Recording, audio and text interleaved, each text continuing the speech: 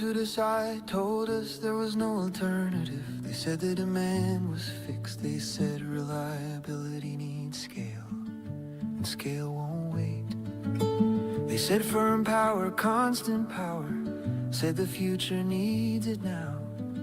They called it a renaissance. Said the decision was already made. They said delay was danger. They said review was over. This is how the nuclear Overton window began to narrow.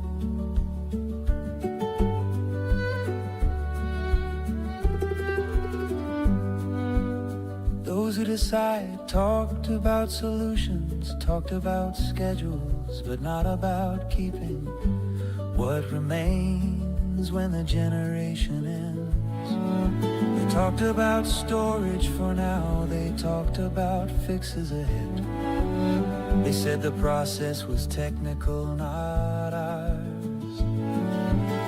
They didn't talk about the horizon, they didn't name who stays accountable. The nuclear Overton window never held a long term.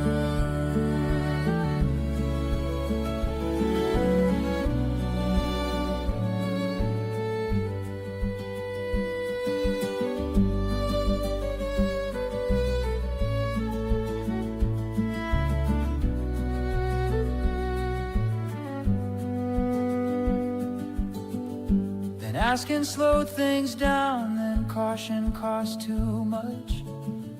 Consent became friction, so it was pushed aside. The nuclear Overton window moved again, from open debate to settled position. Rules were shortened, reviews rushed. Governance turned into something to move through. The window didn't shatter, the push continues.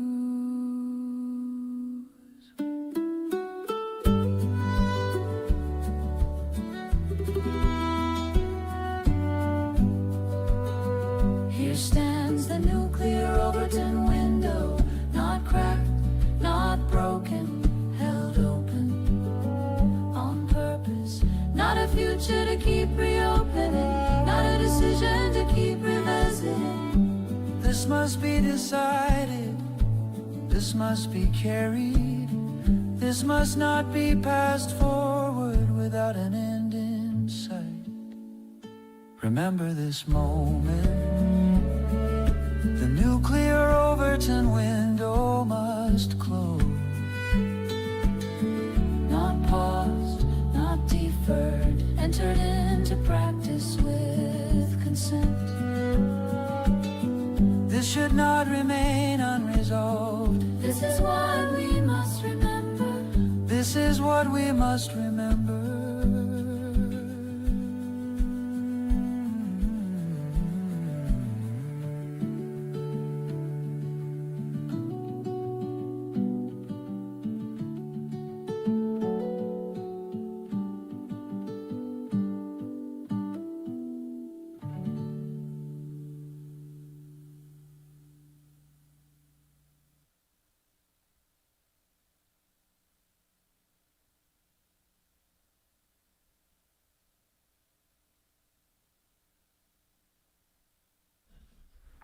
Yeah, sorry, folks.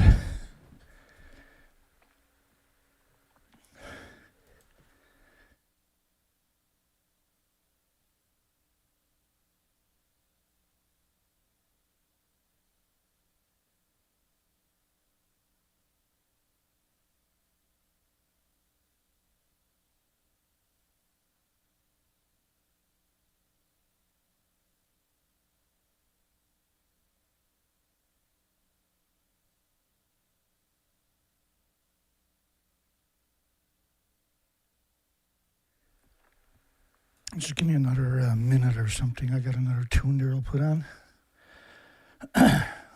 Just give me a second. I catch my breath here.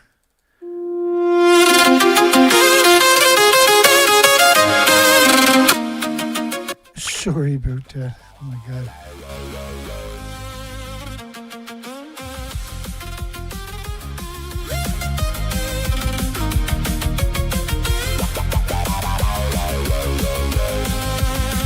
They said because of war, because of wreckage in Ukraine, because Moscow must be answered, because there must be pain. So vodka took the penalty to make example, while civil nuclear carried on by separate category. Vodka refused. Uranium Okay.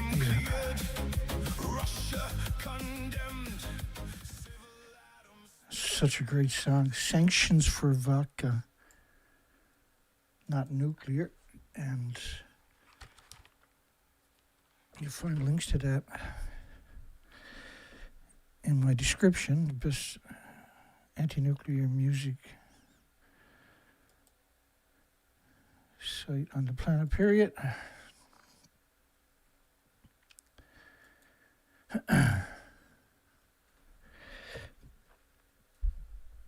We had a really good show.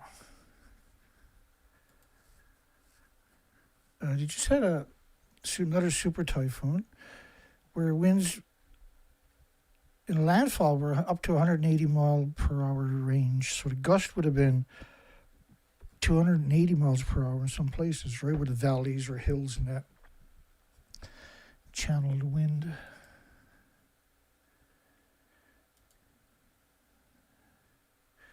Japan wrecked, Dana. Nuclear plant becomes a tourist destination. No.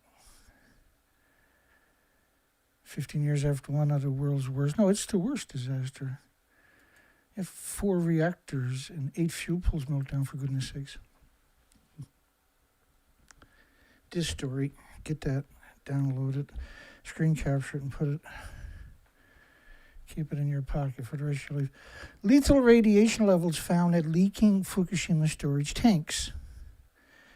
Leaking at the tanks, leaking outside the tanks. It's really, really interesting grammar. Leaks.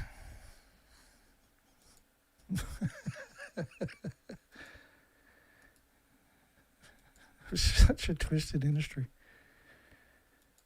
Hang on, that'll get better for you there. Let me get another picture. Not my day. I'm struggling all day. I originally wasn't going to do a show, but I can't resist the show tonight. I can, but I can't. I don't have a right to. So when you look at Reactor 4 and Reactor 3, that's the stumps. And they should have been leveled to the ground because there's no integrity there, right? So like if this was a construction site, you wouldn't be allowed to walk around if it was safe, if it wasn't radiation, say, right? You wouldn't be allowed on proximity to that thing because it could collapse and kill you. But nuclear, 6,000 people worked on this puppy. If you believe that, it's because you know nothing about nuclear. This is the highest radiation levels measured from the tank leak. From not even a tank or the tank, or just from tank. Not tanks, but tank. It's a really interesting way for grammar. Leaks since July. Is that a leak? Am I missing something in the dictionary that other people get? Does everybody know? Is this what we're supposed to call that as a leak?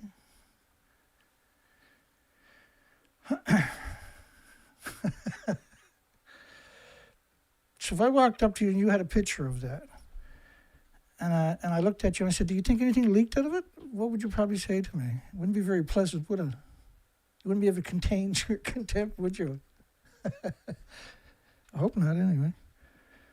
I can know what somebody would hear after you said it to me. Nobody would say that. They would write it there and put it to the public. They wouldn't say it publicly. This is the highest radiation level measured from tank leaks. From the tanks, where's the THC belongs there, right? From tank, like you can't even say it without stumbling. leaks since July.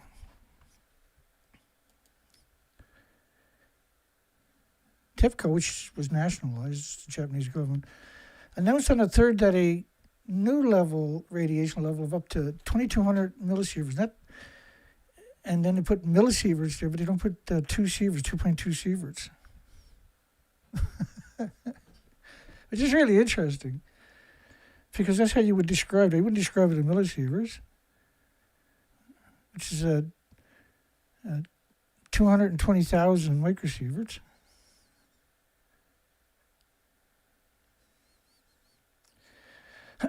Excuse me. I got some story for you tonight. We're going to get right into it in a couple of moments. And I'm going to keep going down that path.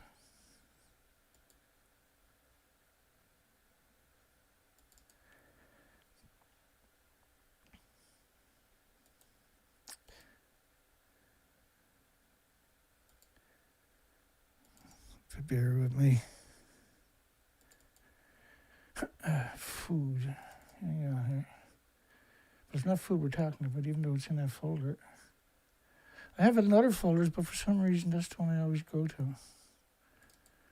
Is that it there? It should be. Well, in proximity.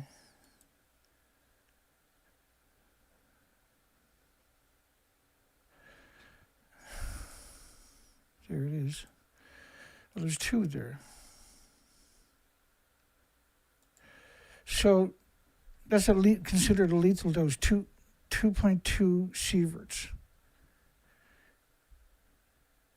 And the idea of putting millisieverts there was to make you stumble, right? And the idea of not putting DA there, DA tanks,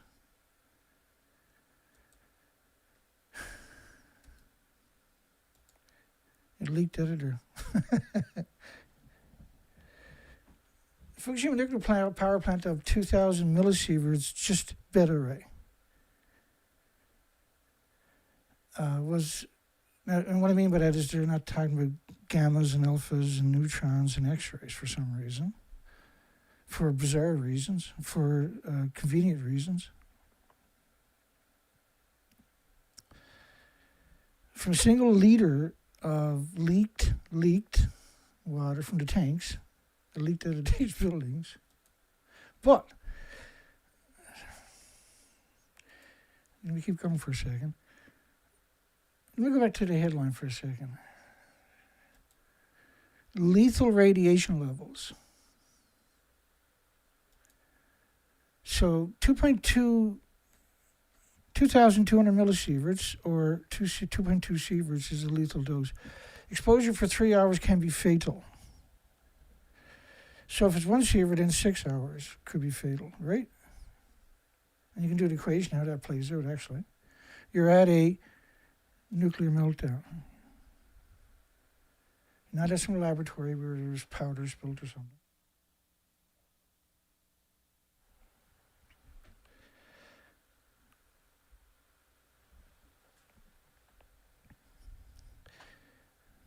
So at the top of these buildings were 9 reactor cores at both of them. There's 4 of them in reality. Clearly, reactor 3 to your left blew up, and reactor 4 behind me blew up. And we know that number 1 blew up. We know that number 2 actually blew up. There's documentations of confirmation. And it's in between reactor 1 and 3, which both blew up, and you had 18 reactor cores melt down. What's the possibility it didn't melt down? If it doesn't get 6,450,000 tons, not gallons, but tons, so 6.45 million tons, which is 1,000 liters in a ton, and 6.45 million one-ton pickup trucks. Each truck only carry 1 ton of water. Think of it in that capacity. So think of 6.450,000 one-ton pickup trucks, bumper to bumper, right? Bumper to bumper, smashing each other's bumpers in, as tight as they can, wrapped around the entire planet. More than once. Got to go into each reactor in 24 hours. Or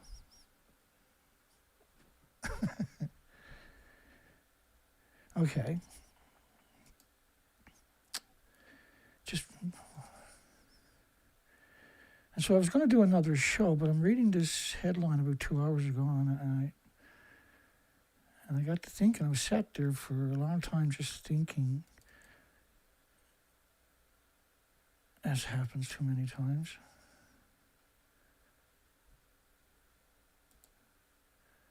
I'm not very good at multitasking, I noticed.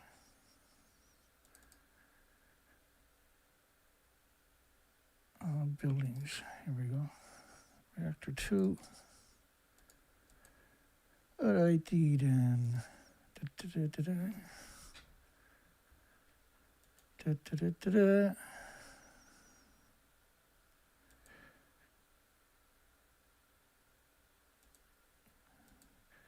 The story's so bizarre. And there's nobody else out there articulating it. Educating the population. Makes it kind of tough on me.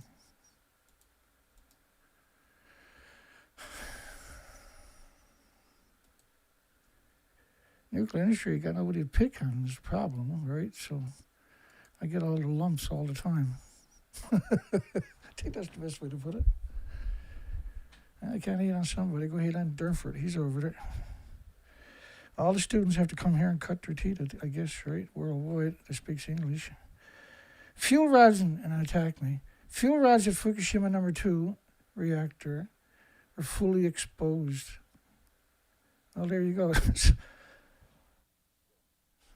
That's the genesis of a nuclear meltdown.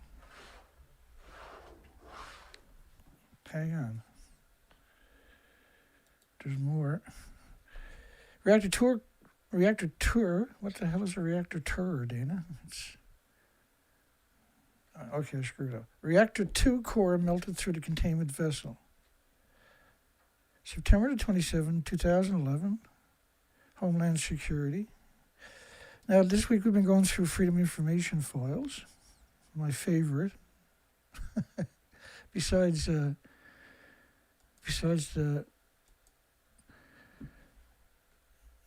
press releases from the first month or two, the official press releases from the Japanese government where they gave press conferences with the media in attendance asking useless questions. Experts assume Reactor 2 had cracked the containment vessel that allowed releases directly from the melted nuclear core. The plume was blown south. So if the reactor core is exposed, fuel rods are exposed / cord. That's the reactor core, by the way, fuel rods. We'll just say, don't say core, say fuel rods.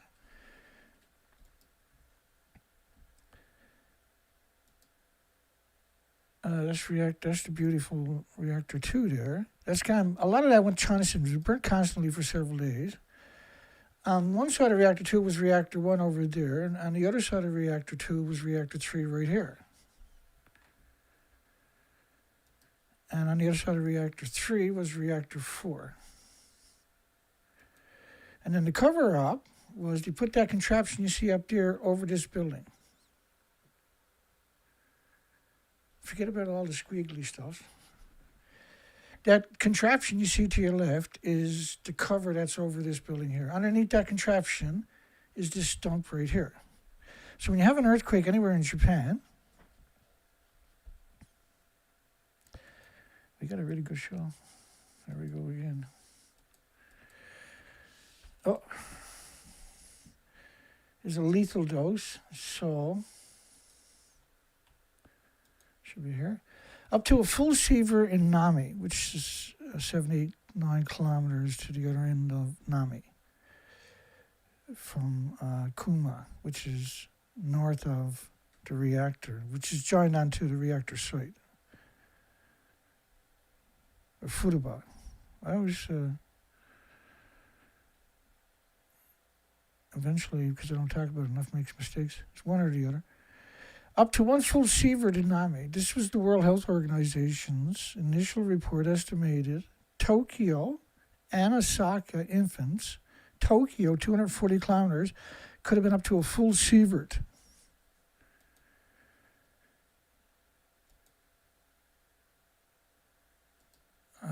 Exposure to 2 sieverts, 2.2 sieverts for 3 hours will be fatal. There was 13,646 children out of 38,200 in 2011 that had thyroid tumors, which 2 centimeters, which is the size of their thyroid. So the medical issues from that. The radiation measured this time was confirmed to be mostly beta rays, which have low permeability. So exposure could be avoided by maintaining a distance.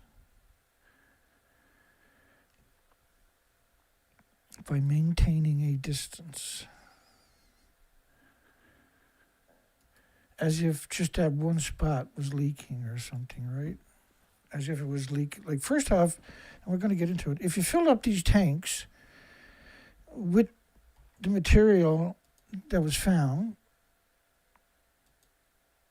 so 2 sieverts an hour, that's the same story right there,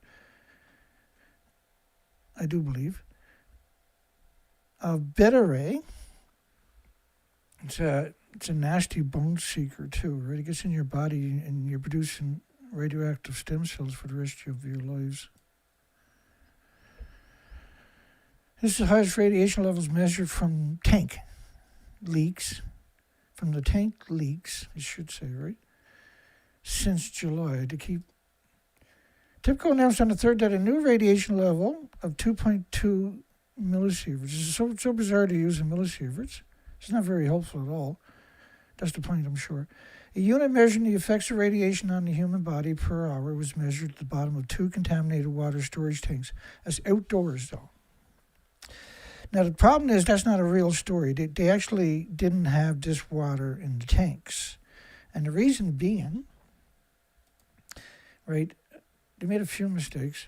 The reason being, if you got 2 sieverts of just beta in a liter, you can't have just beta. So you got to have alphas and neutrons and gammas, and by proxy X-rays.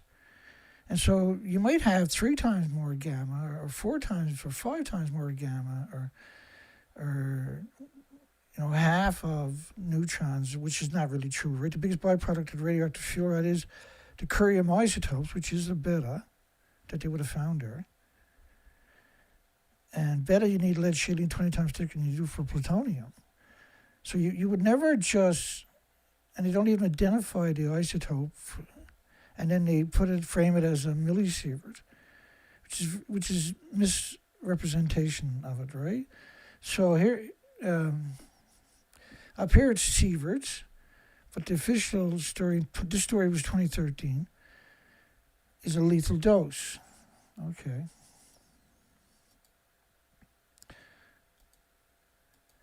You can't get on that site anyway at this point when they were doing these stories. The problematic tank are assembled types made of steel plates bolted together, numbering 350 in total. So out of the 1,000 tanks, right, and he's going to talk about, you see the fort line down, stored in the 1,000 tanks. So if you take 350 away from 1,000, how many you got? 650, right?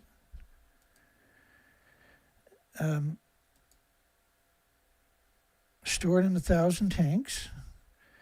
And it takes over a month to build a single seamless tank to weld it. Takes a month. So 12 a year. So if you do the math on 12 into 650 tanks, the other tanks were seam tanks, then you're only producing 12 a month, 12 a year, one a month. It's going to take you 54 years, 54.6666666 years to build that many tanks. And this is only year 2. It takes over a month to build a single tank. Now, 2.2 sieverts. Now, 350 tanks were bolted together, and this is literally where they got a leak from one of those spots, right? So, when you're talking about let's try to do the math on this. Let me bring up the calculator. So, we're going to start off with a 2 sievert. Now, we use that numbers a lot. It's 2.2 is the number we got, right? 2.2 sieverts. Now, you can't have beta without alphas and neutrons and gammas and X-rays. So alphas, neutrons, and gammas, let's count them each as 4 more sieverts. So we're going to put plus 4, because you can do the math yourself later. So that's 6.4, so multiply that by a gallon, multiply that by 4, and in 1 gallon you have 24.8 liters in your tank. Let's go back first, 1 second though. And the capacity of these tanks were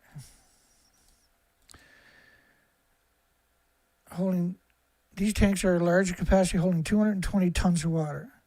So there's 1,000 liters in a ton.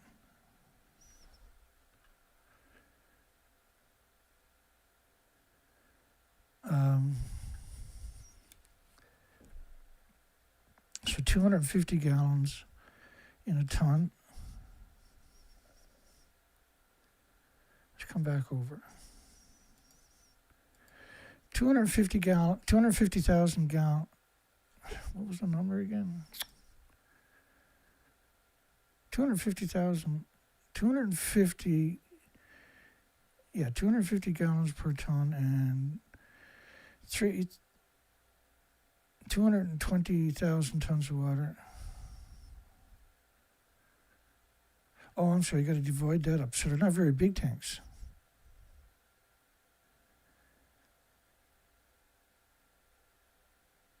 Okay, so say 1 million gallons. Say 750,000 gallons per tank as a conservative number. Oh, we already done that number. Let's just look at that number here for a second. 275,000 gallons, which is a fraction of what's actually in the tanks. That's 1 million gallons, so times 24 times 24.8.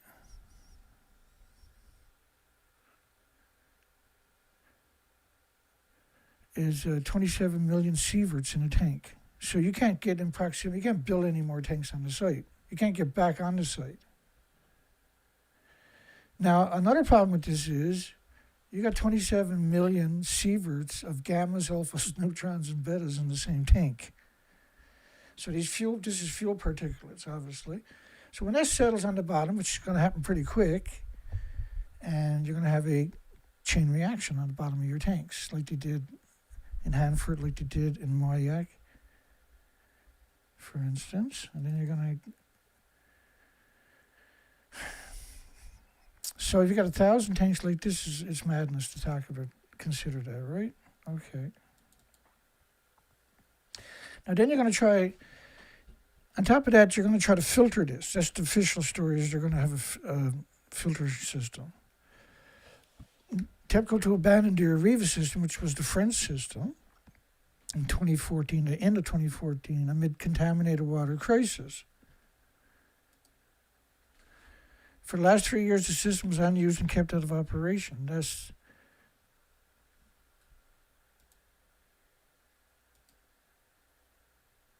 And in the meantime, one of the problems with dismantling, disposing of the decontaminated system become contaminated itself. Well, not only that, the filter after 20 minutes is thousands of sieverts. So if you're putting 24 sieverts or 6 sieverts or whatever through it a minute, eventually that's going to increase because you're aggregating radiation at the filter. So now that when the water comes out of the other side of the filter, it's 15 or 20 sieverts. You can't filter it. And the filter now, you can't change it. And 24 sieverts is a lethal dose. You're not getting in a peekaboo side of that thing without getting significant damage through any kind of walls. You would need an encompassed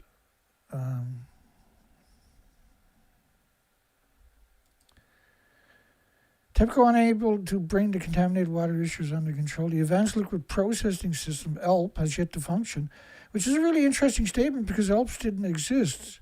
They were building it. They started building it in 2013. The French government seen easy money, and they went in and they built a contraption there, but it was meant to trick and deceive and manipulate everybody, and it did, way past their expectations. They went the public relations firm went all in on the cover up of Fukushima. I can tell you that much. They're still at it. The Advanced Liquid Processing Systems (ALPS) has yet to function reliably. Well, it doesn't run. It doesn't exist. They only started building it in 2013, for goodness sakes. All the tanks were already full. Where did you keep putting, if it was such a thing, where did you put the rest of the water? Like, the reactors normally need 4,500 tons a minute to stay cool. When they overheat, like at Fukushima, they need a lot more. TEPCO failed to deliver and promised to install a fence to restrict the contamination from leaking. Such an offensive word, eh?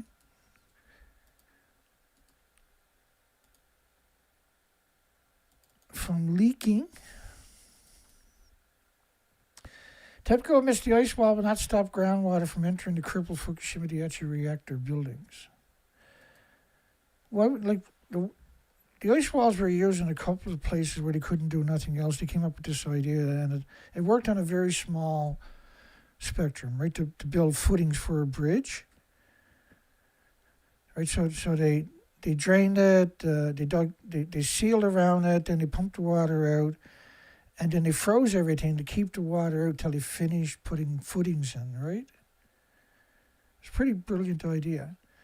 But in this application here, it's absurd.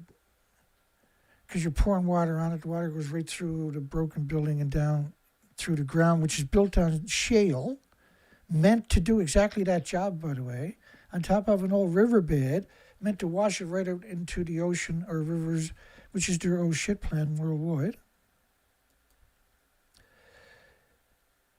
TEPCO says groundwater bypass operation not having effect at Fukushima. The bypass operation was water coming down a mountain. They were going to pump it through the site, past the site, out into the ocean, so it didn't run through the site and carry huge amounts out into the ocean, because the repercussions were very obvious at this stage of what had happened. TEPCO investigates radiation levels at exhaust stack at Fukushima. At 25 sieverts per hour, where you stood up to at the base, around the base of it, that's murder. It's murder. There's no way to survive it. Your organs melt within a few minutes. Not 3 hours, by the way. Like, if you go within a couple of sieverts, you hang out there for a couple of minutes, your organs will continue to melt when you walk away till you die, which won't be too long later. The industry is very familiar with how this plays out. It is estimated the source may be around 25 sieverts per hour near surface, which is where people are stood up. Like, if you got to be within 50 feet of this thing, because it's way worse than what they're telling you. The dose rate is some 15 sieverts per hour. The investigation had determined whether unit 1 and 2 was the source of the contamination.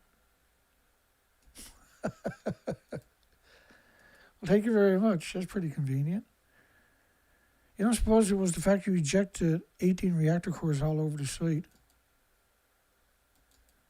It's a real Medusa, right?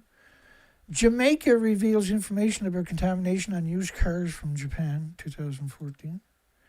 Contaminated vehicles from Japan still being rejected by Russia. We see the same thing with Africa. When Africa rejects a vehicle, you know things are bad. So they built this contraption off-site, and then they reassembled it. It doesn't touch reactor 4. It cantilevers over it. But what you got to realize, look where my finger is pointing. These support infrastructures are buried, and look even up here. Look at it. So let me zoom in on some of these areas for our own personal entertainment here. I'll show you the horror of that actual site. How come they built a perfectly beautiful fuel pool at the top of it, but they didn't clean up the debris alongside of it? They didn't clean up the debris right there, did they?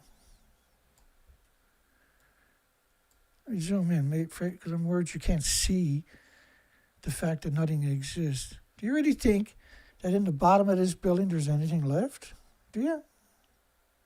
You think all that got blown out? The top of the building is completely missing. It was gutted. Does anybody really think that you can have a beautiful building on the inside, but look down on the supporting roofs of infrastructures down there? But you can see they're covered. Look at the rubble down on the ground everywhere right there. The holes are just above the surface. See that? Let me zoom back out.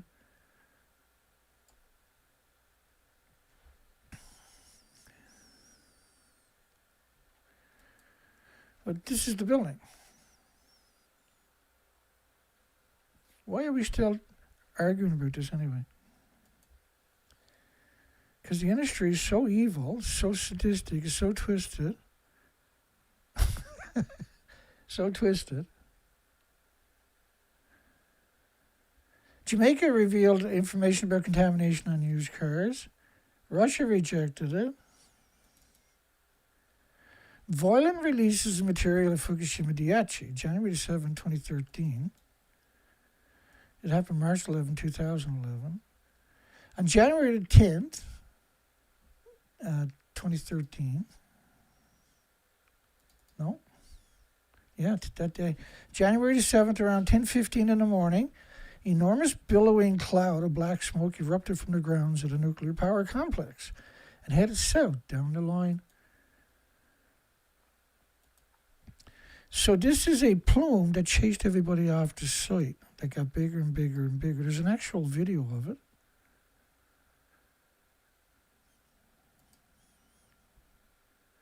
There's an actual video of it. Let me see if I can get the video for us.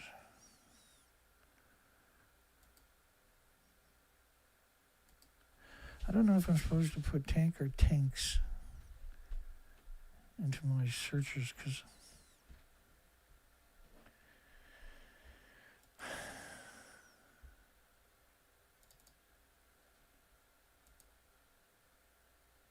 I got it. I'll find it. It's in this folder. I'll play the video. Now, the video is at about 40 times speed. You can kind of find it, if you're lucky, on TEPCO's website, YouTube channel. Actually, I think it's like 26 or 28 times the regular speed.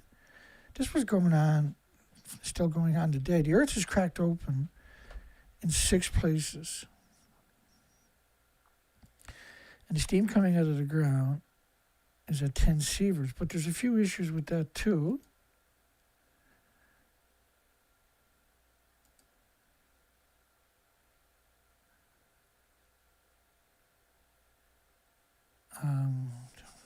Tanks are cracked at Fukushima. Oh, okay. I know where to go.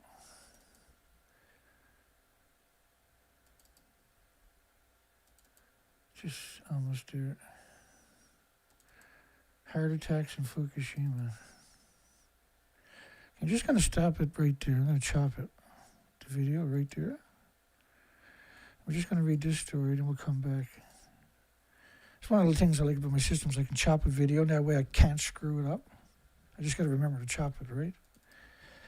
Extreme increases of mortality by cardiac diseases in Fukushima. The death rates might give the creeps to some people. The death rates might give the creeps.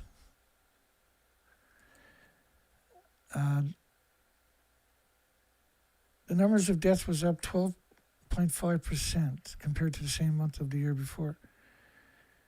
That's not what I was looking for. I was looking for I probably got it right there. The steam was coming out of the ground at 4.7 sieverts per hour was one story. And in another story was 10 sieverts per hour being registered in 6 places coming up from the ground. So this video now, the steam will really start, you can't really see it, the steam coming out of it, but you can start to see like a cloud forming, but it'll start taking over the screen here in a little bit. I'm just going to move ahead, I guess. You can see the plume coming up when I speed up. See the smoke in the background? I can zoom in on that, actually. I'm going to zoom back out, though, shortly. The steam coming out of the ground currently would be, because, where the number 2 reactor went down, hit water, and water evaporates and expands at 12, 14, 1600 cubic feet per liter. And so this split the Earth up in 6 different places where the radiation coming out of the hole was 10 sieverts per hour. Let me move back.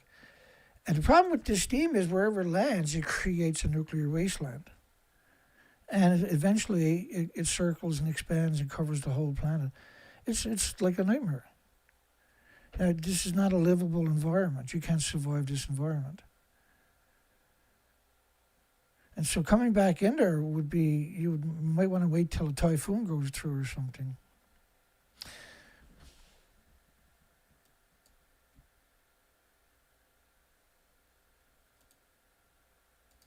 So anybody goes in there, which is only going to be the homeless and the destitute and the victims of society. Let's keep it rolling here. I'm trying to cover a bunch of bases. Japan failing to live up to the pledge to accept outside assistance of global expertise in the wake of Fukushima. Now, we counted the tanks. Most we can find was around 750, if you included around 300 little tiny ones. And we did. So this is a fake picture. This is from TEPCO's website. But it's an actual fake picture. This is fake, what you're seeing here. I don't know why they done it, but it's green screen. And it's not even good green screen. Fukushima Daiichi compensation costs and cleanup efforts will easily exceed 60 billion. There's another reason we can say that. Because it was sitting on the ground in a nuclear meltdown. Right, that's that cover up there, reactor force cover. So that's completely irradiated to lethal doses. You could never mitigate that kind of radiation, which is probably why they faked it. They went to hell with it too. Like the steel plates are real that they're stood on. Right, the steel plates are real. Nobody's walking there unless you got cement, pavement, and steel plates, and cement, pavement, and steel plates, because they plowed a lot of it into the ocean. Compensation in 2012 easily exceeds 60 billion. Have you ever heard of a nuclear scientist talking about all the work he was doing at Fukushima and the hard times they punched in and harrowing stories or anything like that? You know why? Because a dead man tells no fucking tales. After the Fukushima Daiichi nuclear disaster, TEPCO estimated it would require $30 billion to pay for the damages. For the third time, that figure will be increased after the operator of the infamous nuclear power plant announced that compensation costs, which was now at this point nationalized, so it was the Japanese government, compensation costs are higher than expected, now estimated the compensation of nearly $38 billion. Wow, a week? Not only the compensation costs are climbing, mandatory evacuation areas have been expanded. So obviously that was early on, right? Links have been made between deaths of evacuees and a nuclear disaster. I showed you some of that just recently, and just heart attacks. Decontamination work keeps piling up. They picked up 30 million one-ton bags. Is the hell with it? The homeless did. No universities. No. There's 54 other reactors. None of them volunteered to go to Fukushima. The nuclear fire department at nuclear plants didn't show up at Fukushima. They sent in the regular fire departments from Tokyo and Osaka who know nothing about nuclear. Just so they can get pictures, not so they can mitigate it. Have become eligible for compensation, and more lawsuits are being filed. TEPCO has estimated one as the cost of cleanup efforts, which was $48 billion, just picking up one-ton bags, for goodness sakes. Could reach well over $62 billion at that stage. They picked up 30 million one-ton bags of topsoil, as if that's going to help. It did, a little bit. It's only 3% of the land, so it helped about 3%. And then everything was recontaminated immediately because the other 97% of the land was incredibly radioactive with the same stuff. That was farms and communities where they picked up 30 million one-ton bags to try to trick people into going back. And there's some success to the insane lunatic industry that it is. Four-legged robot. All these robots, they never showed up. After Chernobyl, they knew they were going to need those things. They didn't make them. They didn't try. I can't remember how much Toshiba scammed the taxpayers with that useless idiot machine right there. What's that going to do with a nuclear meltdown? Besides die right away. This robot can enter parts of the plant that haven't been investigated before, said Toshiba. Of course, that's what they're going to say. They probably got $40 million to play that game. During the demonstrations, to hype it in the media, it was in all the media. Oh, the robot's going to go fucking fix it. They'll fix us all, I think, in the near future, but they won't be fixing Fukushima. During the demonstration, the robot is too late. The shuffling tetrapod locked up and suddenly froze after it tried to balance itself, forcing technicians to run away with it, pick it up and run away. Come on, little nuggy. Claimed the robot will be able to work for 300 days in a high radiation environment. What year was this stupid story again? 2012. But boy, that didn't age very well, did it? TEPCO releases new data related to the white smoke coming from Fukushima Daiichi Unit 3. Oh, that's so... Talk about nice people. I just want to hug somebody from TEPCO every day when I wake up and make the world better. One TEPCO employee at a time.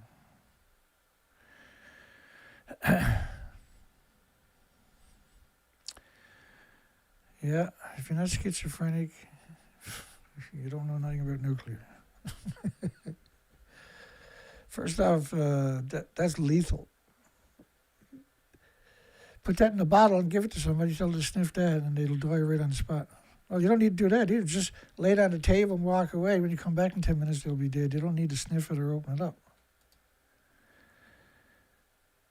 Oh, she's a pretty nuclear power plant. I wouldn't buy. I buy shares in that right now. Also, political said they were going to restart Reactor 3 up, cool it down. There's nothing too evil for the media to say. That's one thing we learned for certain. There's no lie they won't try. And if there's a blowback, they'll have 1,000 medias come out and tell the same lie, so you can't attack everybody.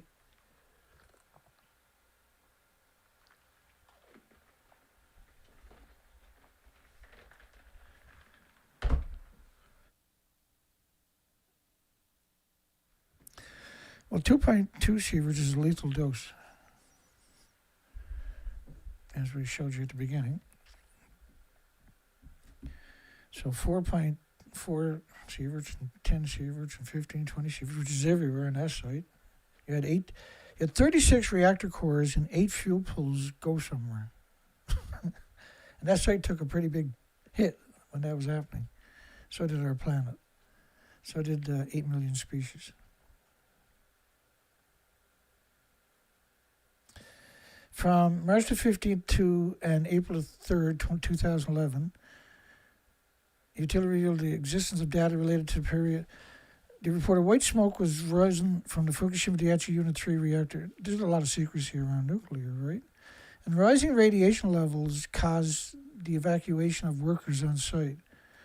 So this caused the evacuation of workers on site. And so did that plume that enveloped the site I showed you earlier in that video. You won't see that anywhere else, only right here, which is terrifying to me. Utility revealed the existence of data. So nice of them. This is not smoke. This is lethal doses of radiation by the cubic centimeter. And these plumes will unbelievably distribute themselves worldwide in 20 to 30 days. This plume will replicate itself. This is fuel particulates. So fuel particulates, each one of these so-called particulates, right, is splitting atoms forever. So that the plume gets bigger and bigger and bigger and bigger. And after about 30 days, this is what it looks like. This plume is based upon fallout in North America by the French government of 1 million to 10 million atoms, cesium-137, which pulses energy, each atom pulses energy 600 feet every second. But the result of that plume was all these reactors. This was actual 8 to 9 reactor cores detonating at the one time, because there's 5.5 reactor cores goes up to the top of the buildings every decade. They don't have a repository in Japan. They were shipping some to France and to United Kingdom, right to France, to France's La Hague, and to United Kingdom's Windscale. They changed their name to Sellafield after their plutonium mixed oxide reactor melted, which means there's still 8 million liters a day going into the Atlantic Ocean from that one. The industry is so corrupt that it must be a terrifying place to work, because everybody's cutting people's throats somewhere along the chain, right? So this plume is based on a catastrophic event. But you can't have cesium-137 or any other isotopes except for, let's put it this way, curium isotopes are the biggest byproducts of the radioactive fuel rod. Curium isotopes. Not cesium. Cesium is brutal, don't get me wrong. So is curium. And you need lead shielding 20 times thicker than you would for plutonium. And cesium, of course, could go into your thyroid gland just as easy as any of the iodines. It's a gamma. Utility revealed to exist. It doesn't need to get into your iodine. It just needs to get in your garden or in your neighbor's garden. Cesium will pulse energy 600 feet through your neighbor's house and then radiate you and your loved ones in your house. What part about that is confusing to the nuclear industry or the pro-nuclear community? You can't contain emissions from the fuel pool, so how can this be a smart idea to be using this on our planet when there's no species with an autoimmune trigger? And you know what's amazing is there's no, and we talked about this, there's no NGOs, there's no foundations, there's none of the big anti-nuclear movements have even ever come near us. It's a very lonely job we got right here.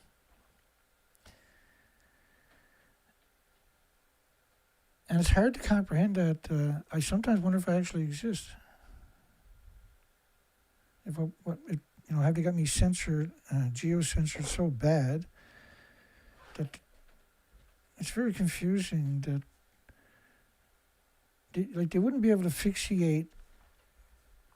If we had resistance that was educating the population, we would have won this battle a long time ago.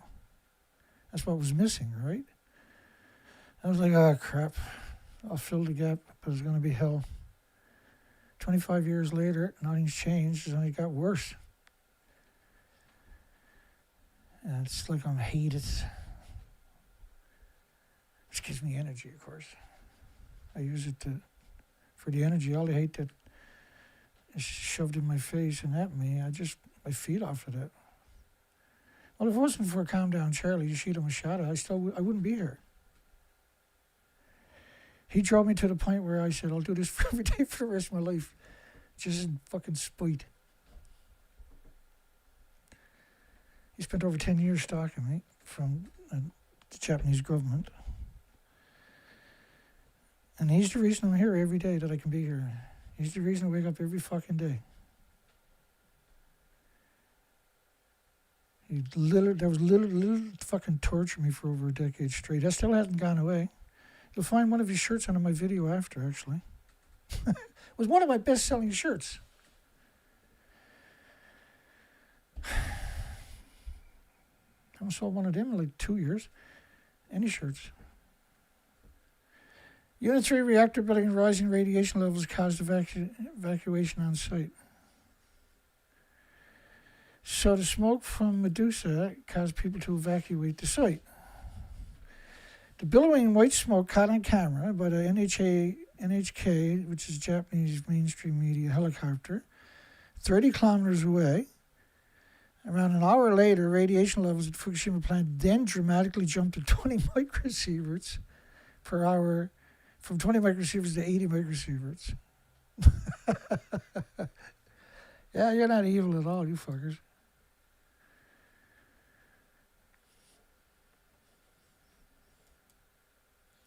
TEPCO sent out their messengers to gather as many workers as possible, the homeless, and bring us the living dead, people no one will miss. These are not words you're going to utter if it's 20 to 80 microsieverts an hour, I can assure you.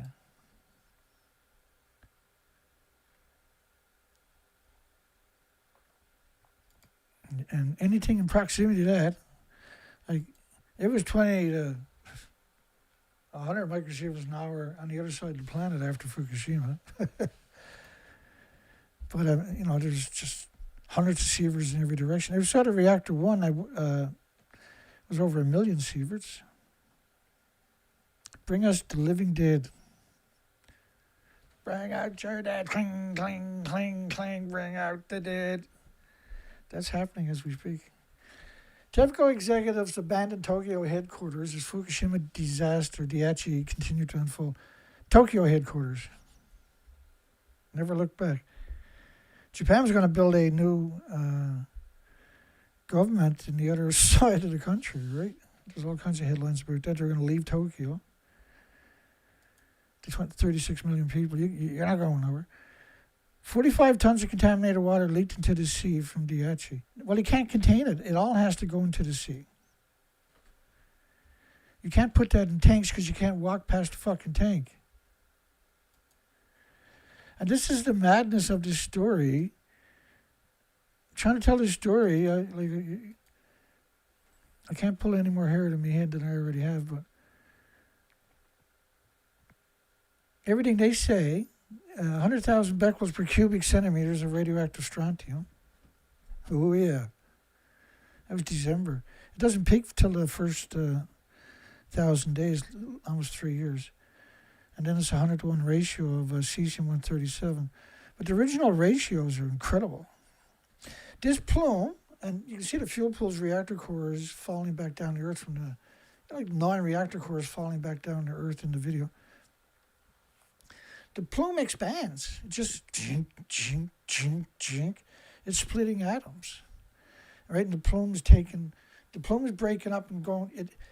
These are so small, and you can put 200 million of them in the head of a needle, but you can't see it. And these things are expanding, growing every day. And within 20 or 30 days, you envelope the entire planet. It's a Hollywood nightmare. Hollywood couldn't write a nightmare as crazy as this story actually is. And then it saturates all your meadows and your forests and your ecosystems and your biota and your fungus and your bacteria, and all your soil gets wiped out. The earth doesn't soak up water anymore. It just retains heat. And then, because it's not soaking up water, your foliage and your litter is not getting morning dew, right, to help break it down with the biota, which doesn't exist anymore. The millions of microscopic and small creatures that breaks down the litter and the foliage and the dead skin and the dead creatures in the ecosystem. The recycling of the carbon cycle is just recycling over and over. More insects, more birds, more trees, more plants, right? That's the perpetual cycle of life.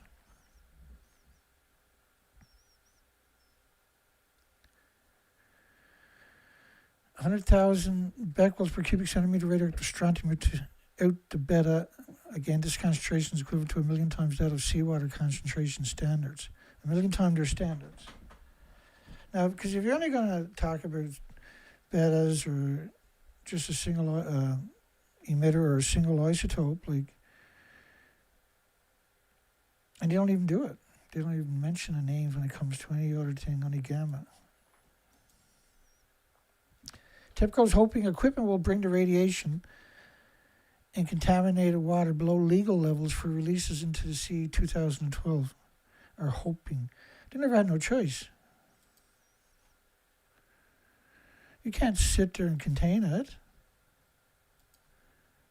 You can't pick up brooms and mops and go in and fix something. You can't put... It blew up. Once it blew up, we rewrote the rules of engagement, right?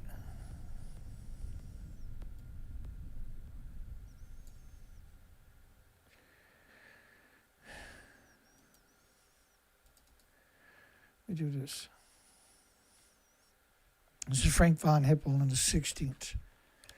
Now, he was doing the circuit. This is just one of the medias. And they're asking him how much fuel is at the top of the reactor buildings.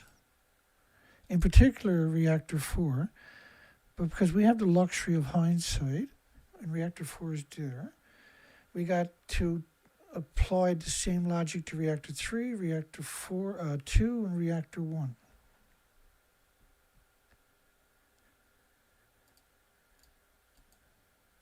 Make sure I don't blast anybody's ears. And if, in terms of what we know about the capacity, what about? She's going to ask him how much fuel is at the top of a single reactor building, in this case, reactor 4. About how many fuel rods would likely be inside that reactor. Cores, not fuel what rods. sort of quantity are we talking about radioactivity? I've heard different numbers ranging from 2 to 15 reactor cores worth. No, two. Which is right, because if they're 30 years old, they're storing 5.5 reactor cores every decade. That puts them at 15, 16 reactor cores. About 8 reactor cores worth. Which makes sense, too, if they're shipping some off to be turned into plutonium mixed oxide fuel at La Hague in France or Windscale Sellafield in England, which is, we know they were doing. But whether we know it was at Fukushima or not is another question. So if it can't be controlled, that's worst case scenario, 8 reactors worth of radioactivity. Right. So in worst case scenario, now atomic reactor 4, we're at the top of those buildings, 8 reactor cores. He said, right. And because you got to realize they were panicking. The first few days, the nuclear industry was panicking. There was no coordination. United Nations didn't step in at this, or trying to, but they didn't get control of it yet. They weren't too far behind it. When you read the Fryer reports, they certainly had a good handle on that. But that wasn't released till 2 years later.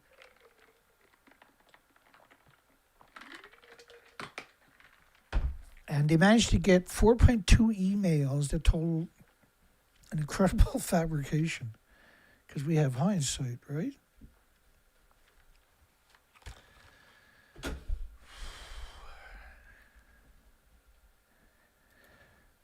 So that's 36 reactor cores. Counting the reactor cores, so that's 9 reactor cores per building.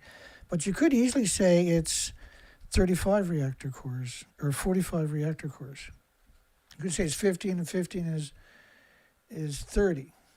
Those 2 buildings is 30. And that's 60 reactor cores.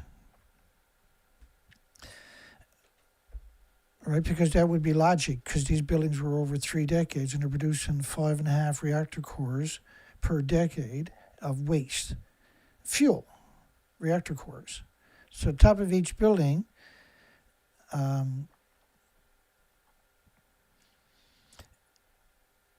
it's appropriate, say, to go around half of the numbers we're talking, which is 16, right?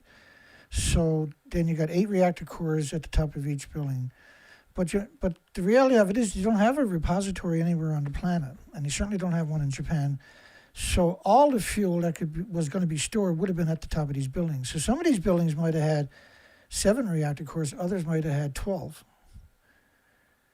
And so the number 36 is because of mathematics. So if you say there's 36 of these reactor cores, these were massive reactor cores. Chernobyl was a small reactor core. Chernobyl was a new reactor core. It was a graphite reactor core. It didn't have fuel pools because it was a new reactor core, and it didn't have that design anyway. Fukushima reactors are huge reactor cores, say around 1 million pounds, and they're pure uranium, pure plutonium. So for reactor 3, the loaded core was plutonium, which is 6%. It was 1 million pounds, around 6% of that was plutonium, because it was plutonium mixed oxide, what they call a plutonium mixed oxide reactor enhanced core. So I think there's around 36, 46 assemblies or something. It's debates, right, on what the concoction is they put together. But that excites the rest of the reactor core, and they're trying to turn that fuel into breeder fuel for weapons, or to harvest more plutoniums to make fuel, right, for experimental. And they have experimental licenses, and they do this stuff, and there's no one to hold them accountable. There's no checks and balances, no whistleblower. The ones that have tried it hadn't turned out very good. Right, they made a movie about one lady. What the industry done to her was just unconscionable. And recent flyovers have revealed thousands of tanks to store contaminated water lined in sprawled masses across the site. Now, there's not thousands of tanks. Right, the consensus was there was maybe... The official version is there was 1,000 tanks. Now, you got to realize the majority of one part of the site was all tiny tanks. It would take 8 or 9 tanks to equal one of the big tanks. Another third of the tanks that were visible in videos were about half the size of the largest tanks. Current pictures of that site don't show any tanks. There's a picture just a few days ago came out where you got half the site visible, the ocean side, and you couldn't see any tanks in the picture. It was a wide picture covering the site, but not the whole site. And I was like, what the hell is that all about? I'm looking for a certain video. Oh, I went over it. Okay, I'll find it.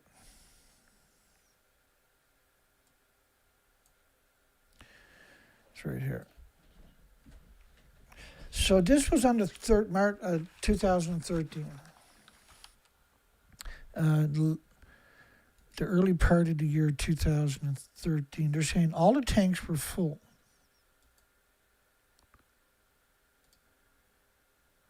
I'm going to check the audio in real time, and you won't have to adjust it, hopefully. Fukushima plant sits smack in the middle of an underground aquifer.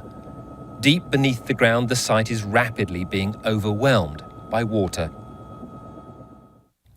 Beneath the surface, water flows downhill and into the basement of the damaged reactor buildings. There it is contaminated with high levels of radiation.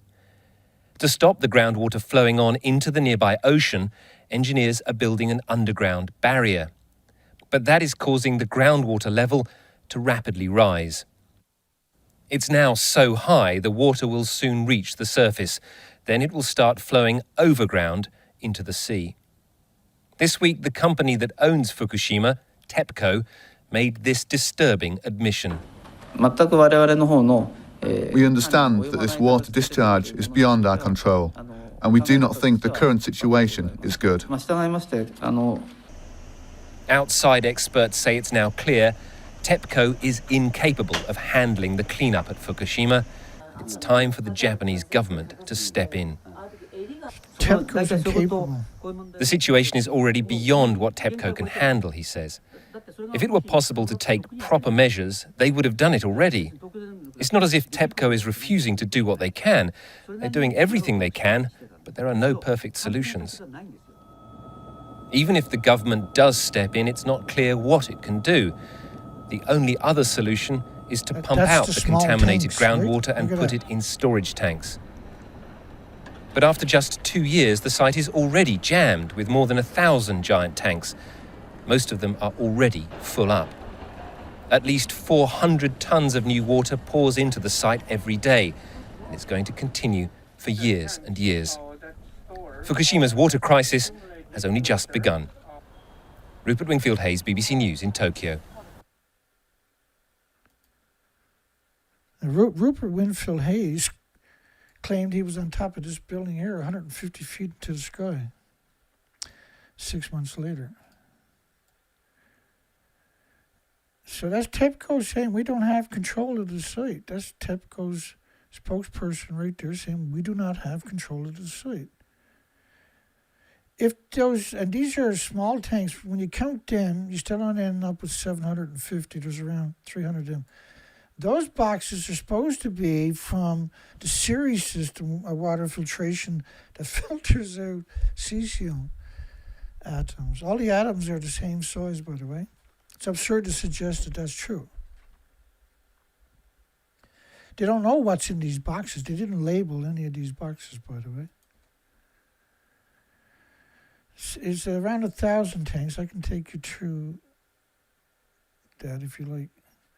Let's do it very quick here. Won't hurt. It's part of the story tonight is talk about those damn tanks, pesky tanks. Now, 2.2 sieverts is a lethal dose. Children in Nami and Tokyo had 1 sievert in the thyroid. By the way, you don't measure that. You should never be able to measure something like that in the thyroid gland. It's just your body's saturated with isotopes from milk and water and everything else.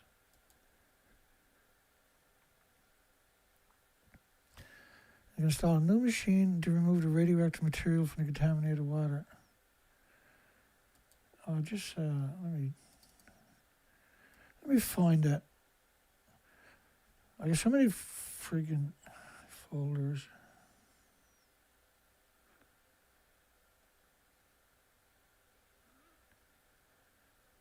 Retarded. Chernobyl's anniversary is coming up on Sunday. I'll do my usual show for Chernobyl, I think. Because it's such a great show to help articulate how much is really known about radiation. It will freaking terrify you.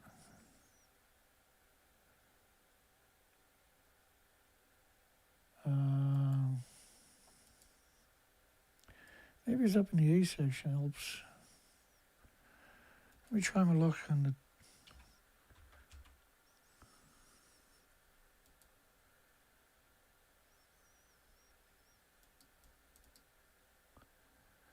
Oh yeah, let's try this. It's always fun. I got another folder there if it's not in that one. I'm sure it's here. Fukushima contaminated water problems work, August 9, 2014.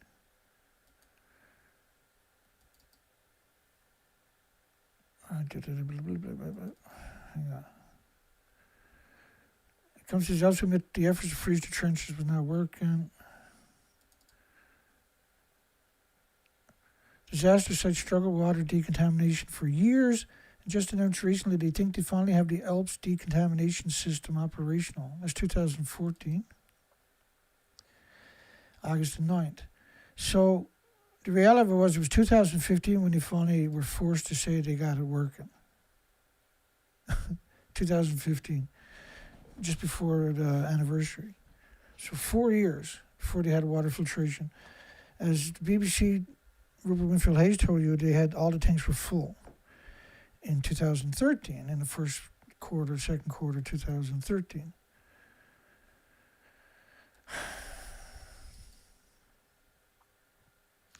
So you couldn't filter it anyway because you can't change the filter. You can't get back in the building. You can't disassemble the Areva system, which was only turned on once.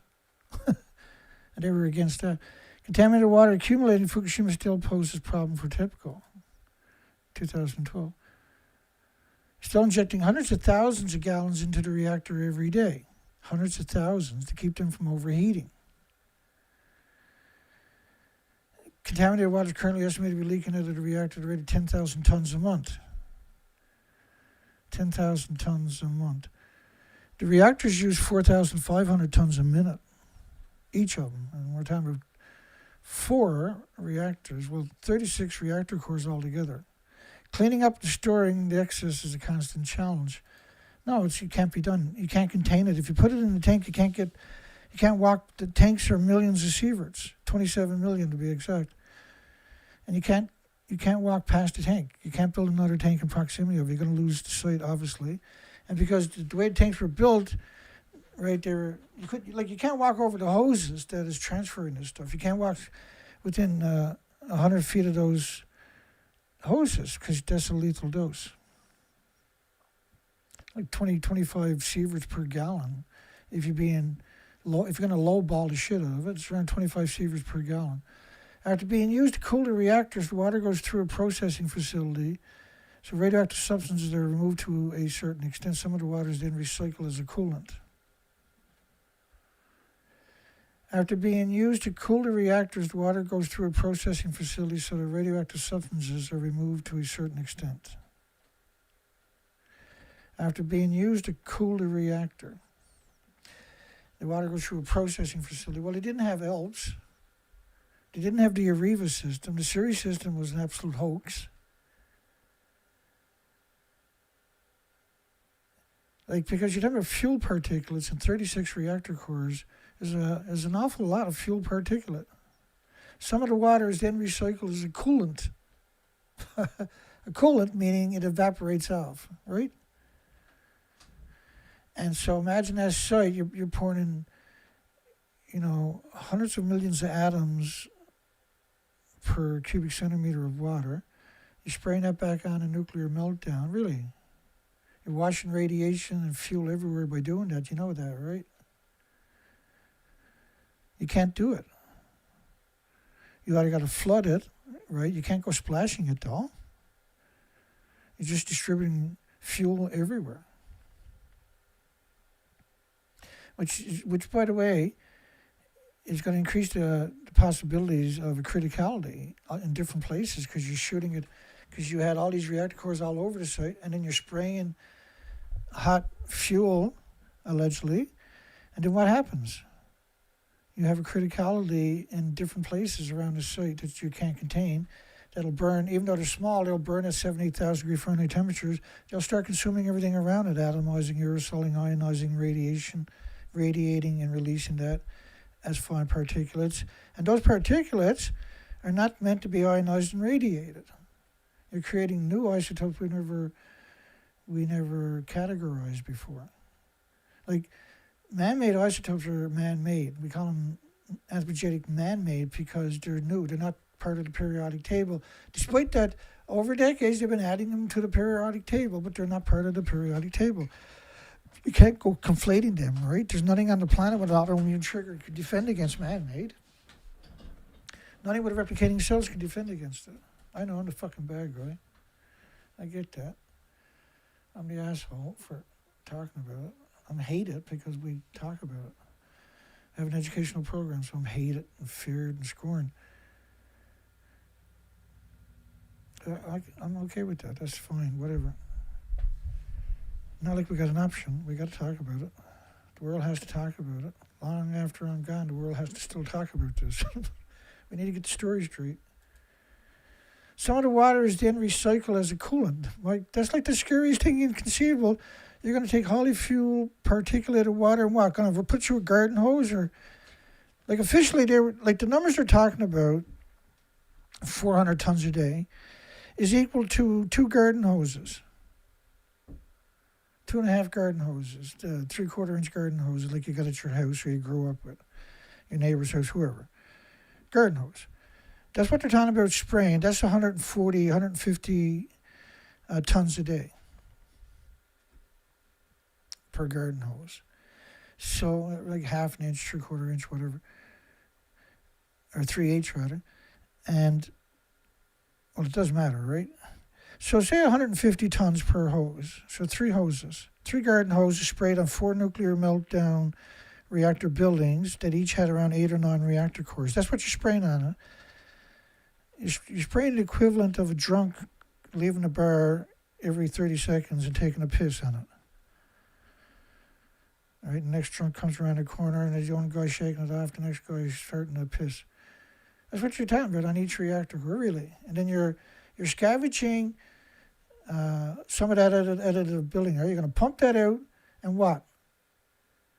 Like the hose would have to be hung high in the air because anybody walks past it will drop dead.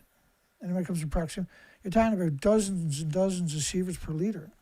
You're talking about fuel particulates splitting atoms. You're going to what?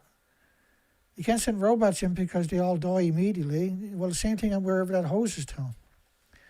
You can't run any equipment. The pumps are not going to work on that. You can't filter it. How the fuck are you going to filter it? How are you going to change the filter? How does that work? How do you get back in the building? How does that work? Where's the science? No science is necessary. Some of the waters didn't recycle as a coolant. So after being used to cool the reactors, they got 5-gallon buckets. You got 1,000 homeless. When one guy drops a 5-gallon bucket of fucking cooling water, the next guy runs and picks it up and fucking runs out with it. Is that what's going on?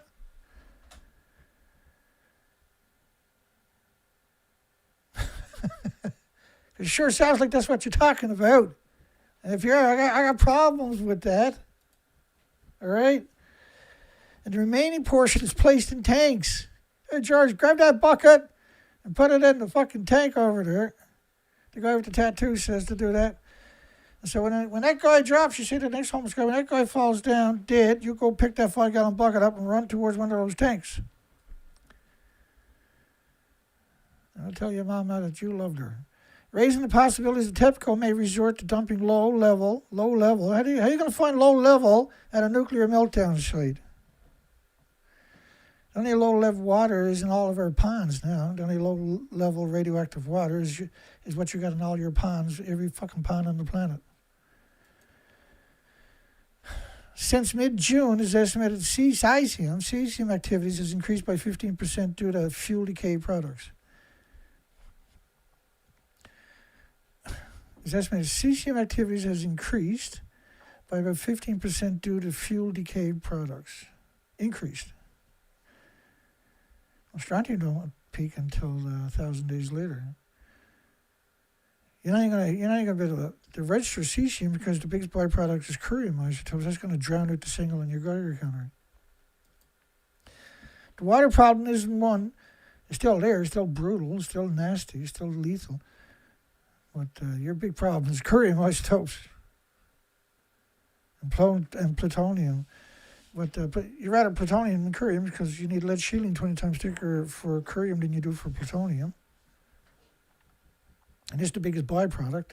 If you got one, you got one isotope anywhere, you got curium there too, and plutonium. TEPCO and the rest of them. You can't have one without all the others. That's the craziest thing. You got 1,000 fuel pools doing that all day worldwide. Who gives a fuck? Let's kill everything with radioactive fallout and pretend that celebrities are the only thing important. TEPCO has to keep constantly smothering the nuclear reactor with water, constantly smothering with water. That's washed straight out into the ocean. The sites are engineered with usually 20, 40, 50 feet of shale underneath them, even up to 100, and which I think Fukushima was up to 100. And it's the same thing with the Donny plant. Of shale on top of riverbeds, so anything that's going down into the earth from the site, that's the design, see? Whenever it rains, particularly typhoons and cyclones, you get a lot of water washing that stuff down into the earth. Then the old riverbed, which is hundreds of millenniums old, wash all that nasty shit out into the ocean, kill everything out there. In increments over 8 decades, we've finally done the job. Mission accomplished. And life can't recede on this planet, or genetics of this planet won't exist for at least millions of years. In other words, we're done.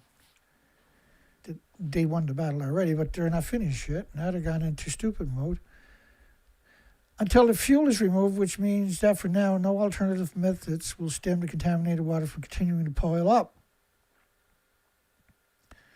It'll take 6 years to plug the leaks. Okay. This is an industry that is lunatic. This is an industry that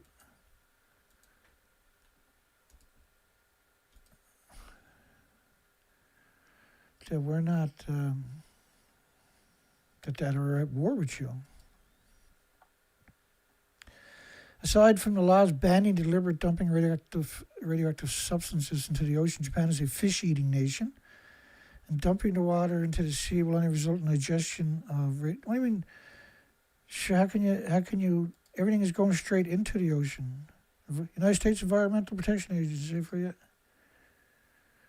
All the species of whales now are emaciated. But they've been at this heavy for a long time.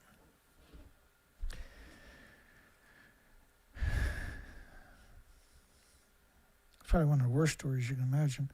The A-10 Warthog only shoots dirty bees.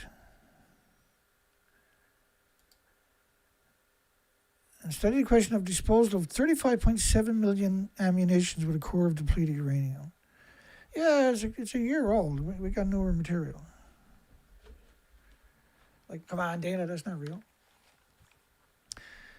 I got to just eventually dig up 10 or 15 of, over the years, different headlines like this so people can really start, hopefully, understanding what's really going on.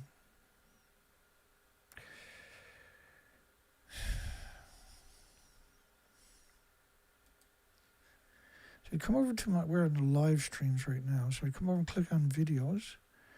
And you scroll down and you click on Loren Moret, that lady right there. And download that video. It's 2 minutes long. Estimates of depleted. Now she's going to talk about McAllister's weapons manufacturing facility, McAllister, Oklahoma.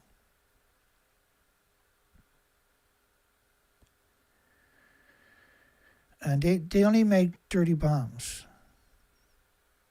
It's perfectly legal. It's insane. And there's another video just before that of Dennis Klein. He was doing an interview with Talking Stick TV. Watch that one. For goodness sakes, watch it. Watch it more than once, too. To get the bigger picture from a soldier on the ground from DU. She's going to talk about the capacity of manufacturing for this one site, which is over 1,000 buildings. All he'd make is dirty bombs. And there we go. If I shut up long enough. Estimates of depleted uranium weapons used in 1991 now range from the Pentagon's admitted 325 tons, and that's only bullets, to other scientific bodies who put the figure as high as 900 tons. A Warthog shoots 1.5 tons of bullets in 1 minute. In the 2003 Gulf War, estimates of 2,200 tons have been given. One of the Japanese physicists who came to our Hamburg conference calculated that 800 tons of depleted uranium, if it's released into the air, is the atomicity equivalent, or the equivalent number of radioactive atoms, as 41,000 Nagasaki bombs. We have released over 250,000 Nagasaki bombs, equivalent radiation, into our atmosphere. But what's even more alarming is that the McAllister bomb factory in Oklahoma, McAllister, Oklahoma, was applying for relicensing at the NRC in order to be able to continue manufacturing DU weapons.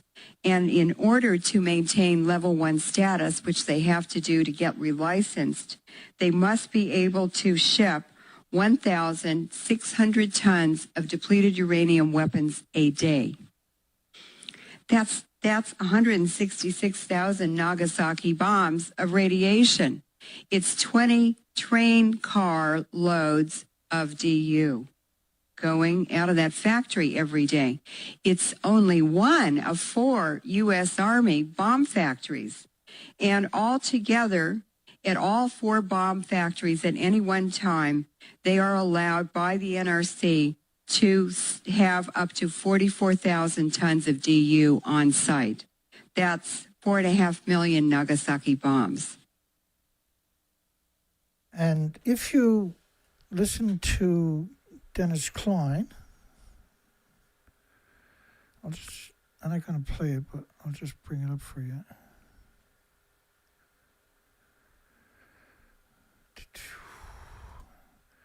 So if you go listen to Dennis Klein, depleted uranium, let's listen to Dennis for a couple of minutes. So that we are talking today with Dennis Klein. He is a vet. That's on my page too. And maybe that'll help you watched that at some point. It's very low quality. It's a very old video, by the way.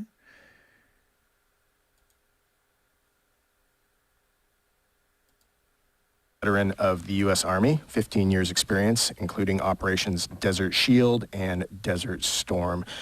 Dennis, thank you for spending time today. Okay, yeah, thanks for having me. It's great to be here. Let me begin by asking you, how did you choose to get involved with the military? Okay, I was raised into, well, you can't say extreme poverty because there's worse poverty than I had, but I was just raised economically disadvantaged, and I was offered a truckload of money in terms of the GI Bill and the Army College Fund to go to school with, as well as to be trained as a medical specialist, and as well as to be trained as a parachutist, which filled everything I thought I needed at 17, because I wanted to be a doctor. So I said, I'll go in, I'll learn how to be a medic, and they had told me, the recruiters told me that if you become a special forces medic, you're actually better trained than the doctors that are coming out of Stanford and everything. That was the sale. You know, where you get to shoot a goat and keep it alive, and that's how you pass the test. So everything was exciting. You know, I was one of those kids who wrestled and played football and, you know, loved to get the rush going, and that's kind of, I chased the rush a little bit and figured that I'd also be able to go to college one day, which really wasn't, I mean, I could have went to college probably, but I wouldn't have been able to, you know, I'd have been still impoverished, if you will. They offered $23,000 to go to college with. So I fell for it. That's how I ended up enlisting at 17 years old into the military. It was a hook, line, and sinker, you know. And I asked myself now, was I the guy with the pole in my hand or the hook in the mouth? And I had the hook in the mouth that time. When did you begin to discover things weren't exactly as they had been presented by the recruiters? I recognized real quickly when they got me to Fort Sam Houston that they were offering up some time in Korea, and I'd never even heard of Korea. I didn't even know we had soldiers in Korea when I was 18 years old. And then I slowly realized that it was a DMZ. It's like still, you know, people were still shooting at each other on the DMZ in the 80s and like that. And I started to get a little nervous because I started recognizing that there were things going on in this military that I had never read about or knew about, and it was going on currently. I made it through medical training, then I ended up at Fort Benning, Georgia. Trained as a parachutist there and ended up stationed there, which is the home of the infantry. Iron Mike out there. They got the Follow Me patches, and it's a whole lot of infantry tradition there. They got basic training for the infantry soldiers. They have officer candidate school for the infantry officers. They have a Ranger battalion in the 4th Ranger Training Brigade there. They have the School of Americas there. They have airborne school there.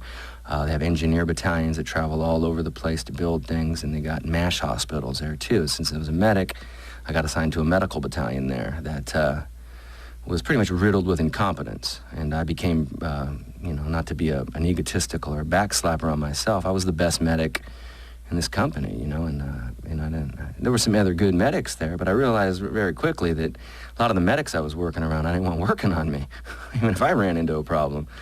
Kind of alarmed. Then in 1989, we invaded Panama, and that just alarmed me all heck because it was Christmas. We were coming up on Christmas time. It was Christmas when we invaded Panama. You know, nobody invades anybody on Christmas. So we're supposed to be going home on leave, you know. We're supposed to be going and seeing our families. And what happened was the 3rd Ranger Battalion deployed to Panama that year, that Christmas. Because the way they work is, you know, they have 3 battalions. One of them is ready up, one of them's the next one, and then the other one's on leave. So they had timed it so that the battalion, the 3rd Ranger Battalion, would be on the ready up and shipped down to Panama for the invasion. Some of the Navy SEALs went down there and did some halo jumping out of the back of helicopters and got killed because they didn't really understand what was going on over there. So we lost a lot of Navy SEALs early on, and then some Rangers came out of the bush and killed themselves when they got home. The reason they killed themselves was because when they walked out of the bush in Panama, the young lieutenant forgot to remind them to put their magic tape on their arm. And the magic tape is indicative of a light glow that you can see maybe illuminated off the moon, so that if a helicopter's in the air during nighttime, they'll recognize that as a friendly force. Well, the lieutenant forgot to tell them to put their magic tape on, so when they came out of the bush, they got gunned down. Because whether you're a Panamanian soldier or an American soldier, you're both dressed up like trees. So the magic tape was the clear indicator of you would be an American force. They got gunned down, they came home, soldiers killed themselves in the barracks, and they were reported to their parents as weapons cleaning accidents.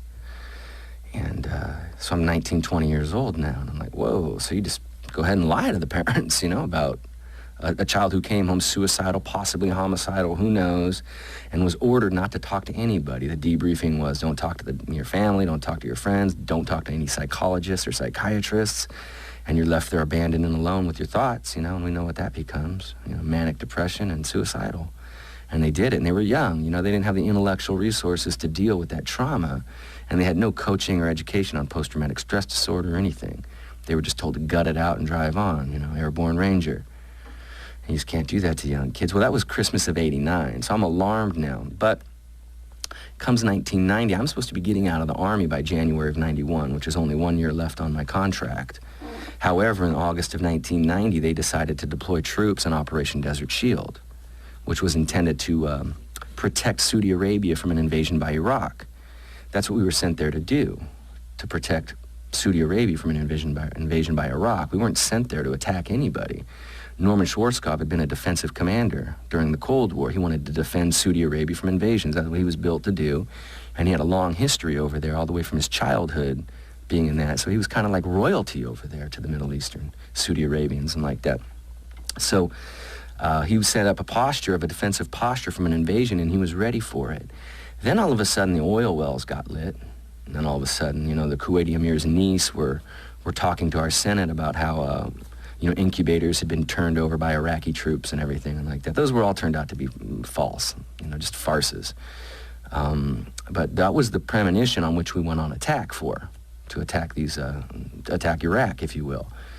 And I knew real early on that something was fishy because, prior to that, we had been fed incredible vaccinations, making everybody sick. We'd been fed pyristic bromide tablets, which were meant to shut down our synapses from a chemical or nerve agent ripping through our nerves. And we walked into, what turned out to be depleted uranium. So basically, I spent 9 months watching everybody get sick.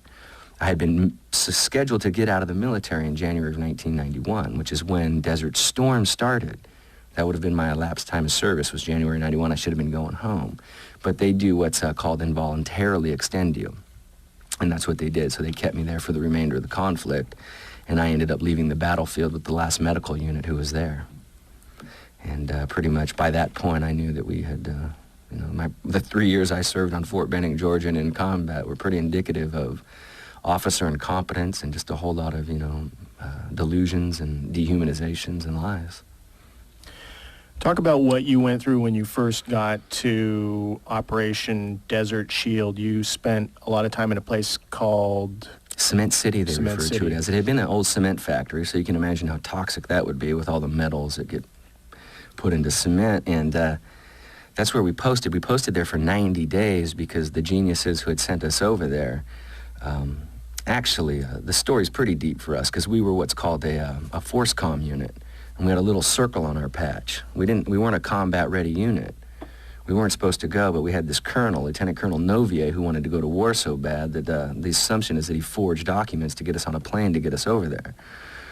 Well, what he did was he got us over there 90 days early, so we had to wait for our vehicles, which were on ships, to get there. So we spent 90 days waiting for our vehicles.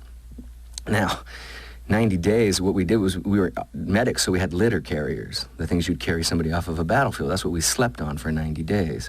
And we slept one next to each other like we were in concentration camps. And we just breathed up sandstorms and cement, and we ate food that was grown in night soil. And night soil, because they have a sand-based agricultural system versus a soil-based system, means we're basically eating food grown in fecal matter. So everybody's getting sick, and we couldn't leave Cement City, and we couldn't take pictures of it. And no media was allowed in to converse with us either. Top secret in here, because we lived like we were living in a concentration camp. We were told that this was the way it was going to be till our vehicles got there. And so, we had all the suicides that come with that, that loneliness, that isolation, and all the sickness and the fatigue of breathing each other's nastiness. And, we're just kind of living in, where our outhouses are, and all of our cleanliness is all turning into our nastiness. And so everybody was getting sick there. Luckily, the vehicles showed up, and then we started moving forward. And we walked into the sandstorms, and we walked into, pesticides. And, it got worse. It actually got worse as we left Cement City than it was when we had been there. We thought these vehicles were going to liberate us from this nastiness. But as we move forward, the sand is very grainy and very fine, and the human body isn't built to digest it, which is why in the Middle East we see heavy beards and we see face wraps and we see heavy clothing, so that this sand doesn't get in your ear, nose, and throat, ENT. It'll shut down your system. And it's like I'm totally shocked when I see this conflict and a lot of young people over there not wearing anything to protect their face from ENT exposure and these sandstorms. Because the body can't digest this, it just turns your insides into tapioca. So everybody was getting hardcore dysentery at this point. And so what the Army likes to do is they like to feed you meals ready to eat, which are generally, not generally, but they are intended to constipate you, so that in the middle of a tank battle you don't have to do number 2, right? They don't want you doing that out in the middle of the battle. So they got this diet for you that just constipates you completely. So now you're constipated, fighting dysentery, and then they come up with an ingenious idea to put pesticides all over the sand out there. Because out in the middle of the desert, you have the most poisonous rodents in the whole world.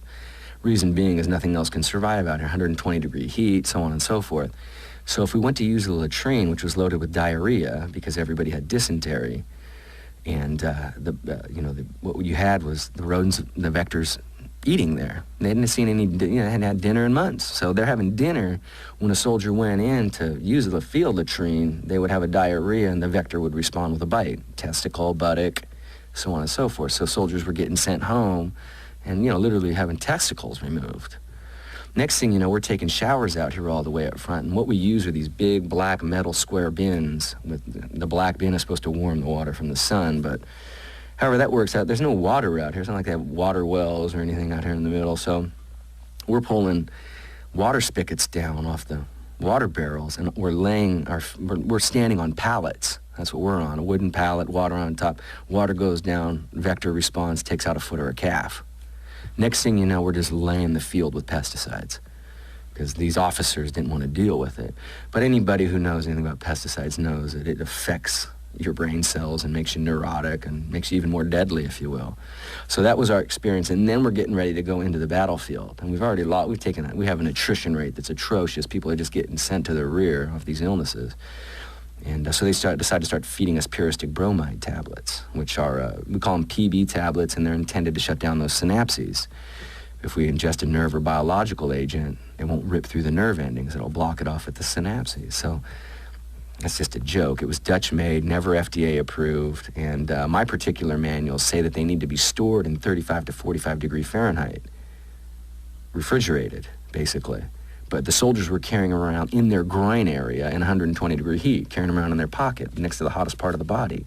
So you got a chemical reaction that's occurring even before you ingest it, because it's supposed to be refrigerated. So now you got some real psychosis going on, and soldiers are starting to flip out. I even had a personal experience with this pill that left me somewhere where I had no idea where I was.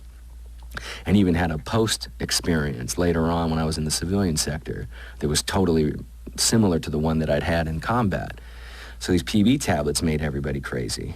Next thing you know, you just got people who are whacked out, and then the war started, and we pretty much walked into depleted uranium after that. When the war started, that was after 45 days of bombing. Right. Can you talk about that first? Right. So January 17th, we just rained bombs on the Middle East for 45 days. And all night and all day. It was all night and it was all day. It was Mach going by for 45 days. And then they decided that we had pelted the turf enough to send soldiers in. And so that ground war lasted for 72 hours. And it's been claimed to have been the greatest victory in American history, or the greatest victory in any war story.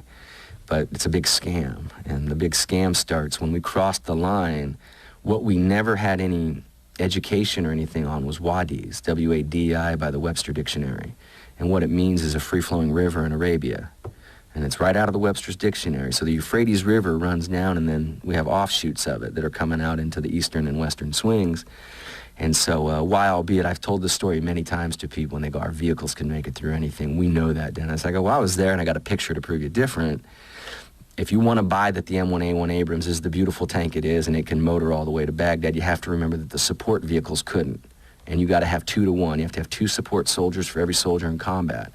You have to have one feeding them, one gassing them, one supplying them. You have to have a chaplain up there to take care of it. It's like you have to have a whole crew moving to support this mission. And so when they finally recognized that the vehicles we were pushing behind it couldn't get through these wadis, they did what was called make a left hook. Gabe Hudson talks about Dear Mr. President, a left hook, the end run. And it wasn't supposed to be a left hook or an end run. It was supposed to be us going all the way to Baghdad. But we couldn't get there because of the wadis. So we hung a right turn, and we ran into this freeway, which was later referred to as the Highway of Death. And if we take a look at this current conflict we're in, we go back to the way we got to Baghdad this time, we went right up the freeway. You don't see any of the footage out in the middle of the desert. The supply people went up the freeway, and the tanks went up the sand this time. Living proof about why we couldn't get there last time, because we took the highway this time.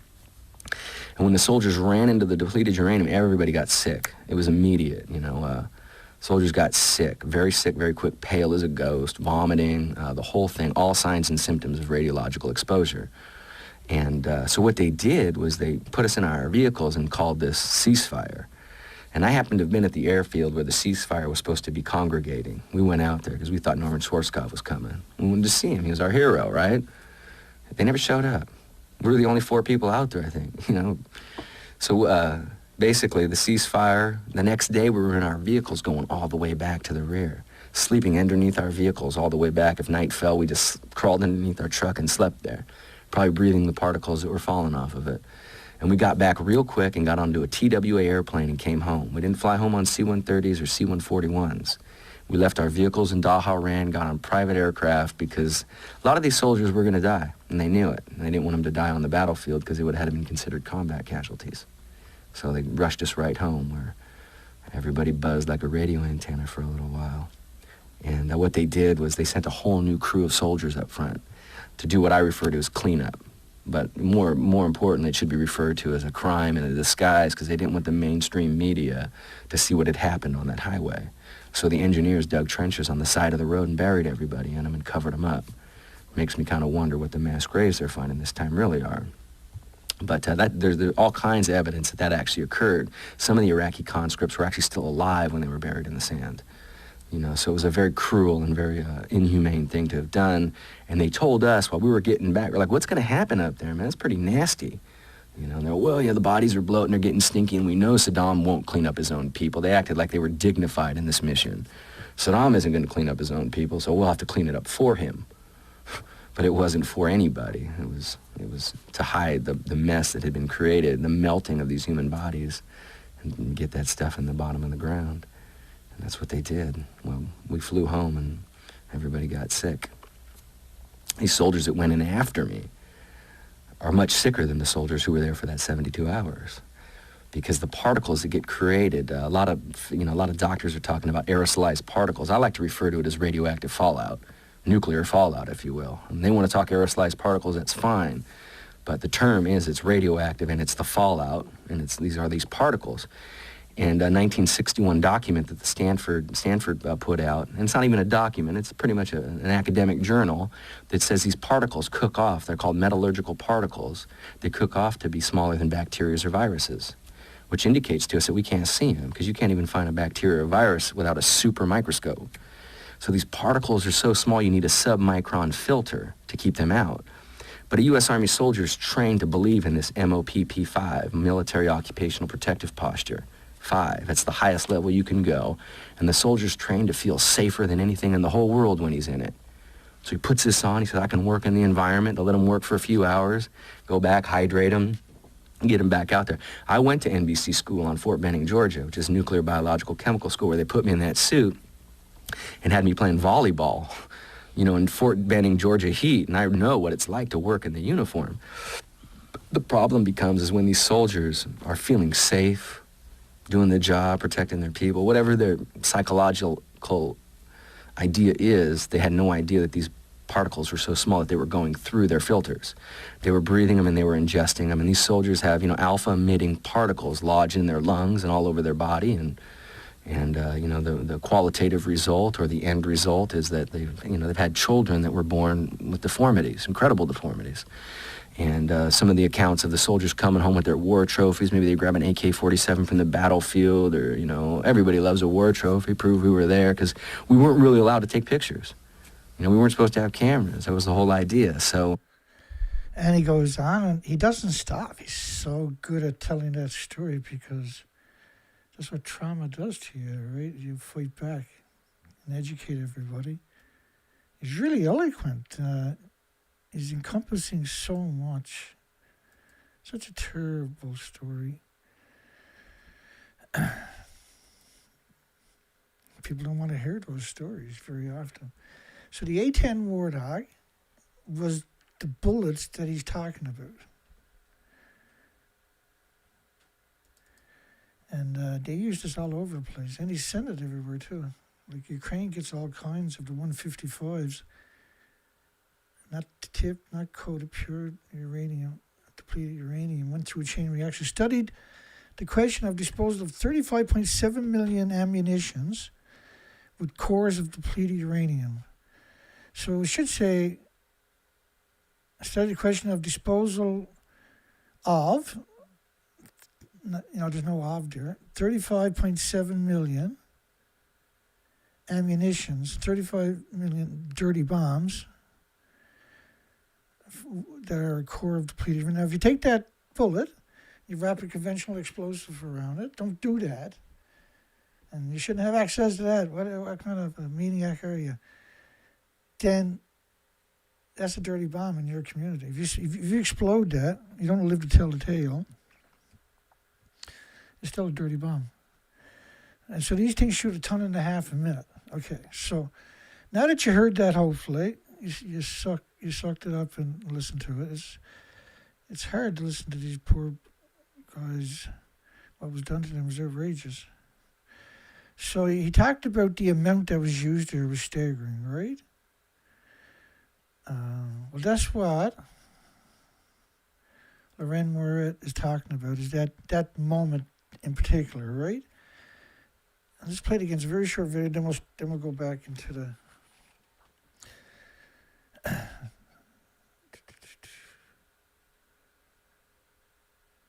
Does Fukushima cover up prove the nuclear industry is full of mentally ill lunatics and serial killers? Yeah. Eight viewers, really. Estimates of depleted uranium weapons used in 1991 now range from the Pentagon's admitted 325 tons, and that's only bullets, that's the same to time, other scientific bodies who put the figure as high as 900 tons. A warthog shoots 1.5 tons of bullets in 1 minute. In the 2003 Gulf War, estimates of 2,200 tons have been given. One of the Japanese physicists who came to our Hamburg conference calculated that 800 tons of depleted uranium, if it's released into the air, is the atomicity equivalent, or the equivalent number of radioactive atoms, as 41,000 Nagasaki bombs. We have released over 250,000 Nagasaki bombs, equivalent radiation, into our atmosphere. But what's even more alarming is that the McAllister bomb factory in Oklahoma, McAllister, Oklahoma, was applying for relicensing at the NRC in order to be able to continue manufacturing DU weapons. And in order to maintain level 1 status, which they have to do to get relicensed, they must be able to ship 1,600 tons of depleted uranium weapons a day. That's 166,000 Nagasaki bombs of radiation. It's 20 train car loads of DU going out of that factory every day. It's only one of 4 U.S. Army bomb factories. And altogether, at all 4 bomb factories at any one time, they are allowed by the NRC to have up to 44,000 tons of DU on site. That's 4.5 million Nagasaki bombs. That's all that facility makes, is those dirty bombs. So the highway of death, that's what happened, was those things were put to use, right?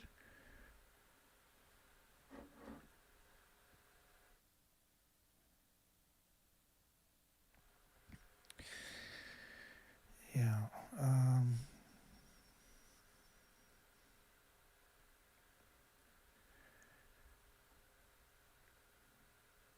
Let's go back to the poll for 1 second. We'll get back on track. Does Fukushima cover-up prove the nuclear industry is full of mentally ill lunatics and serial killers? It's full of it. The industry can only survive because they're all the same, right? Big money. It's big money. It's easy money. And the inbreeding is the inbreeding is going on for 8 decades. And so they've been genetically screwed up from the beginning because they had no control over the system. They just got all this prestige and money, and they prospered off of that. That was an artificial. They get a thrill. They tell everybody wherever whatever restaurant they work for nuclear, right? And then they get, wow, that's a rush for them, right? That's the only rush they have in their lives, really.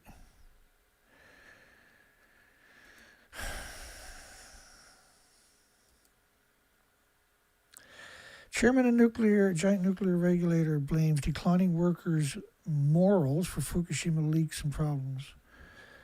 You know, the homeless and the destitute and the victims of society's morals. Watching buddies die all over the place. Like, the numbers are something incredible when you look behind the curtain. Why are the subcontractors workers there? Because TEPCO doesn't want to unnecessarily expose their key on-site personnel. The majority of workers at the site are subcontractors. They're homeless and destitute and victims of society. Humans cannot even enter the buildings due to high radiation, so the intricate knowledge of the buildings is not as helpful as will be down the road. In other words, you need to save the experienced people for later, decades down the roads, because you don't want to sacrifice them right now. That's what they're talking about. Currently, TEPCO is stuck in a holding pattern and using expendable, red shirt for the Trekkie fans, subcontract workers, expendables. They're to be sacrificed. The industry's always done this too, but this is the next level. Who are paid minimal amounts, sent in to do the most dangerous work and get blamed for all the mistakes. They make about $11 an hour. They're located by TEPCO, by the government, which is nationalized by the government. Employees are equal to a base pay of around $1,100 to $1,200 US a day, and these are short days we're talking about, and they're entitled to danger pay. But they end up getting $11 an hour because that money is stolen by the ruthless industries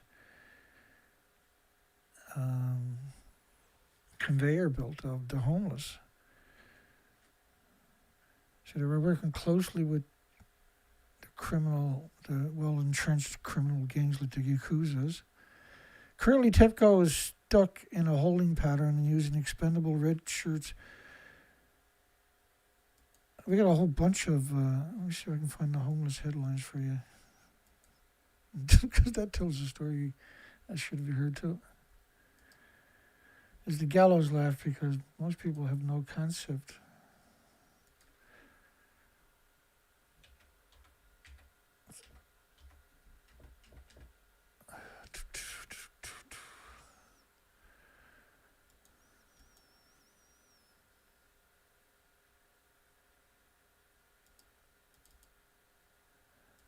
Something there.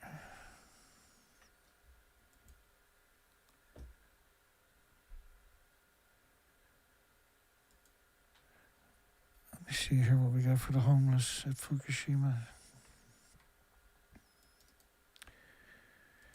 Not that one. Radiation forecast in Japan kept secret to avoid panic in the whole of society. So you think the nuclear scientists were volunteering worldwide to run in there?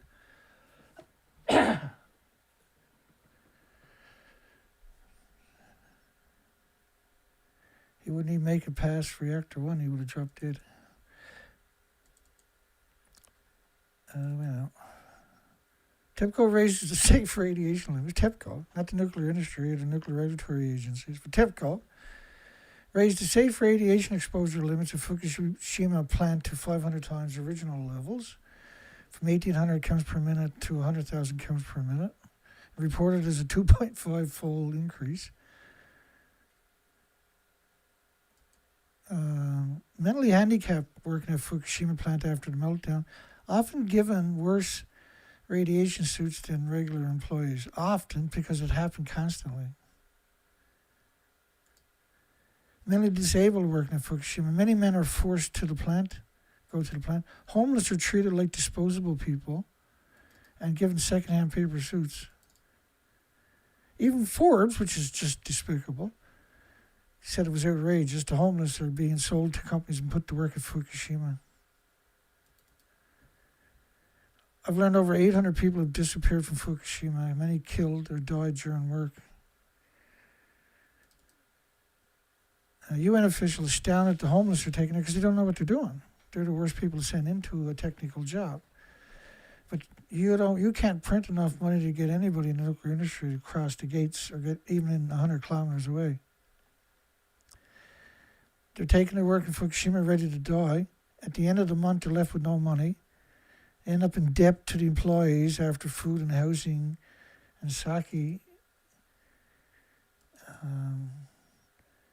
And you get all this media reporting on it, right? Some people not being given food. They have no place to go. They're worth $1,100, $1,200, plus who knows whatever money else they're working, to each tattoo guy there. We can only work only momentarily. You can't progress. We always need new workers. I'll give you $3,000 to go over by that building and get your picture taken. Oh, I got to get that crane out here and pick him up. Some co-workers are really temperate. They use violence. But not to cause any trouble, like fight while at reactor 3. That's the crazies. Don't go fighting that reactor 3. That's words to live by, I suppose. TEPCO completely covered the seafloor with layers of cement mix. More of the coating used at number 5 and 6 than for reactor 1, 2, 3, and 4 combined. TEPCO completes covering seafloor with layers of cement mix. Why did that happen, I wonder?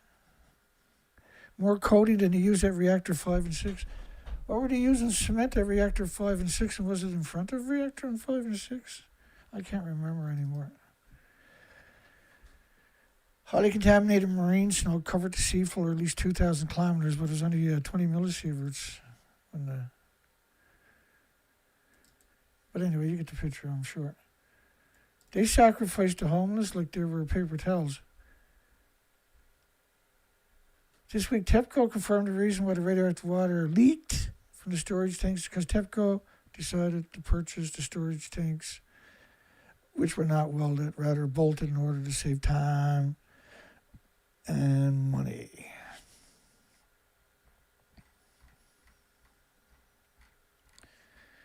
Because time, money is all day. They spent $48 billion just picking up one-ton bags. Wrap your mind around that statement. It's an incredible statement, right?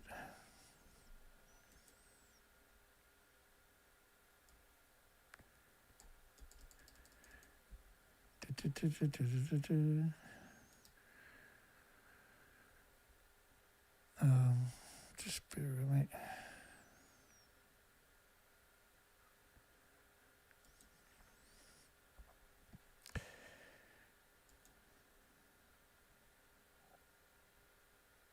Okay, I remember.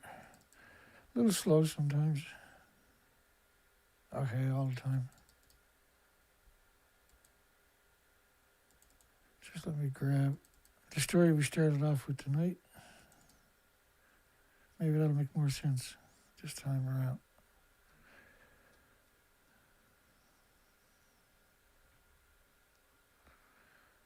La la la la la la la.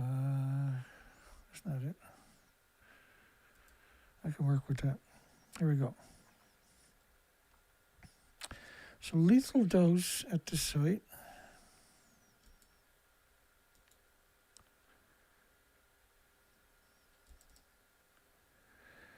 Lethal radiation levels found at the site.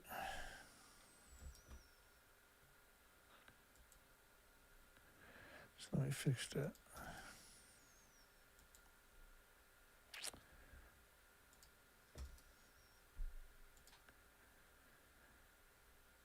Lethal radiation levels found at the site. It takes over a month to build a single tank. This was 2013. This showed up today. They did some editing on it, and so it showed up in the news cycle today. This evening, just before we went live. That's why I changed gears. Lethal radiation levels found at, because we had all that other information I showed you earlier, because we had that source from different directions, right? Or different entities. 2013-09, September the 5th, 2013. Lethal levels were found at the site of 2.2 sieverts. 2.2 sieverts. Problematic tanks are assembly-type tanks made of steel plates bolted together, numbering 350 in total. Then what about the other 650 tanks? And it takes a month to weld a single tank. So the other 650 were welded tanks. So 1,000 tanks minus 350 is 650. That's 12 a year because you only can build one a month. It takes you 54 years. A bunch of sixes. So all this industry is in every facet of it. If you look at the Freedom Information last two videos we've done this week on it, there's 4.3 emails like that are coordinated to spin a lie, a blatant lie. But when you look at the evidence, but the problem is, this is a horror story we're talking about. This is an issue. This is a problem. This is in your face problems. On top of that, this is thumbnails of videos, presentations that I've done in my live stream recent this year. And these whales are showing up worldwide. Each one of these are 2 or 3 hour videos of similar die-offs, of the whole videos. If you watch that video with that thumbnail, it's a couple of hours of dead, emaciated whales like this, all over the place. So if you start watching any of these thumbnails in my live stream section, which just go back a few weeks and you'll start seeing them. We've done like 8 in a row of emaciated whales worldwide, and I got a massive amount sitting there right now that I was tempted to do tonight to try to get a little chunk out of that madness. This is death stage. They starved to death for several years. We didn't know they could do that, and they're showing up worldwide in this last stage starvation. And emaciation, we've never conceived. That's a fin whale over there. It's a blue whale. This is a sperm whale. And that's his rib cage. And his skin, his body, he has no muscle, no blubber, no fat, no nothing. It's just organs, bones, and skin. And that's even more evident in this particular picture of this sperm whale, for instance, because that's his rib cage, or her rib cages. And the skin is so thin, it's just layered over it. The blue whale up there should weigh 400,000 pounds. The fin whale is the second biggest whale on the planet. It's around 90 feet, and he's almost 100.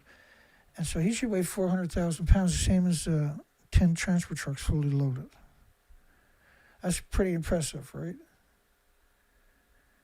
How heavy is that whale? It's the same weight as 10 loaded transport trucks. Next time you see a bunch of transport trucks, and you got the opportunity, count out 10 of them. And then if you were stood up on the other side of that picture, I would probably see your knees no matter where you took, because there's nothing but organs, skeletons, and skin. And like everybody finds a reason to hate me.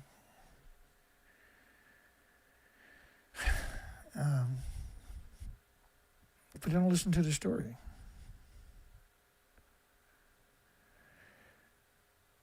And if somebody shows up and tells the story better, I won't mind.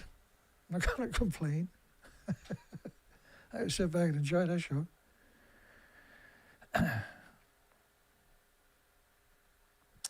But because I don't meet the criteria of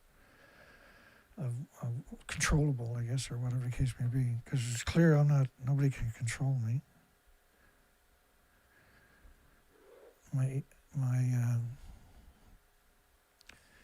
heart tells me that the story needs to be addressed at all costs. And so I'm to be sacrificed to tell this story forever, unless it's addressed appropriately. And the world comes to its fucking senses and tries to head in the right direction. At least try it anyway. Pretending it's not happening is a stupid fucking solution. Non-solution. It's just not a solution. At some point, we're going to deal with this. So, okay, we screwed up. We're going to have to all get to work. We're all going to have to get fucking busy. And all the robots on the planet are not going to fix it. Can't change what is already happening is happening. When you look at these whales, starvation, that all the birds are starving too. All the insects are missing. So most of the birds you will see, the small birds, for instance, are seed eaters.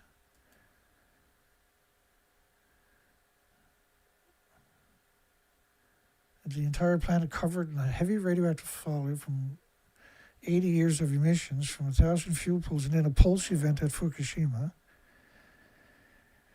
So now the soil, the bacteria, the fungus, which is the foundation of the soil, is destroyed most of the world. And we knew this was going to happen. The industry knew this was going to happen. The earth stops absorbing water so it doesn't perspire in the morning, which is during droughts all the plants are desperate to get their hands on. The morning dew. That's not happening anymore because the earth is tinder dry. It's not habitable anymore for the species like it was in Chernobyl. Within 1,000 miles of Chernobyl, the soil, the bacteria, the fungus. So the soil is dependent upon bacteria and fungus with the roots. The roots are dependent upon that to maintain that ecosystem and retain water for them. And there's a whole ecosystem there, about 1 million creatures at the surface and down a few feet. But it's all based on the bacteria and the fungus. And then the water is absorbed right there because they're recycling everything in the meadows and the forest floors. That's not happening anymore. From 80 years of emissions from 1,000 fuel pools certainly didn't help us. All the dumping nuclear bombs exploded in the environment didn't help us. You know, if Hanford just its released during the Manhattan projects that were dumped into the Columbia River and into 40 plus miles of online pits of, liquid material that's gone through a chain reaction because everything was an experiment, right? This is hideous stuff. They filled up over 40 miles of online trenches legally because there was no laws. They were exempt from laws, right? They were the Manhattan Project. So let's kill the whole planet so that we can protect ourselves from somebody trying to kill us.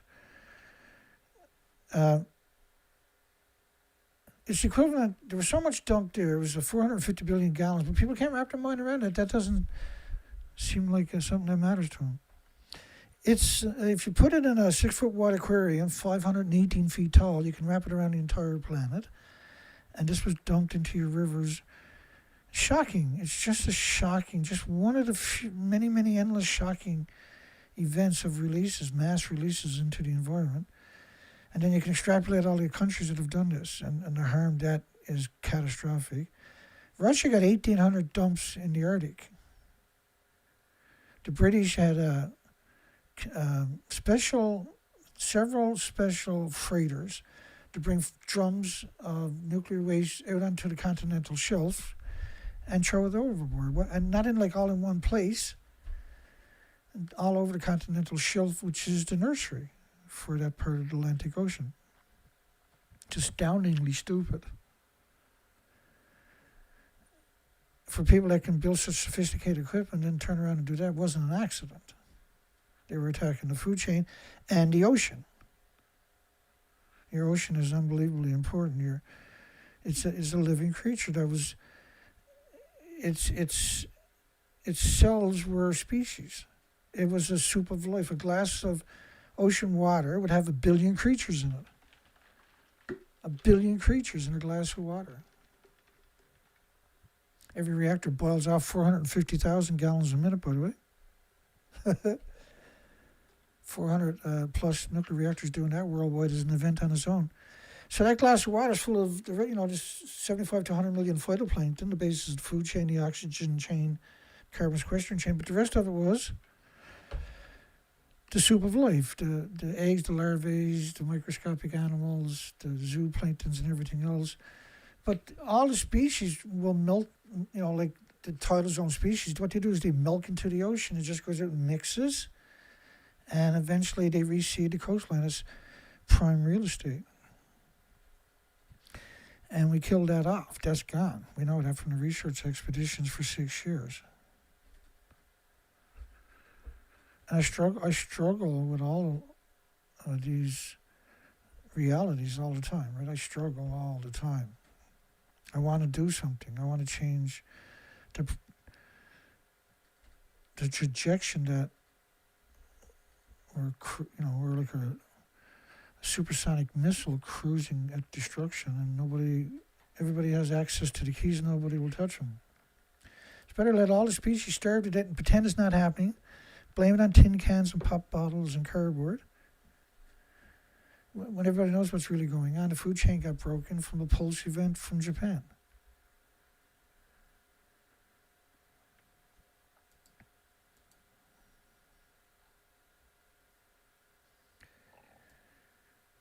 It's a pulse event of 36 reactor cores going kaput. And in the media, worldwide, pretending they're on top of a building that doesn't even exist. Right alongside of a building that doesn't exist. And they're talking about tritium now, since 2023, since August 24, 2023, United Nations conspiracy. This never happened. According to the new directive, the new memo from UN, from IRPA and UNSCLEAR and IPRC and International Atomic Energy Agency, they'll create as many of these organizations and you'll pay for it as they need to convince you that everything is safe, go back to sleep.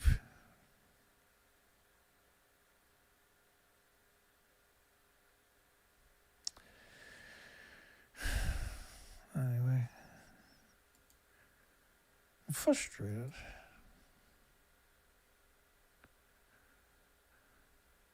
Frustrated.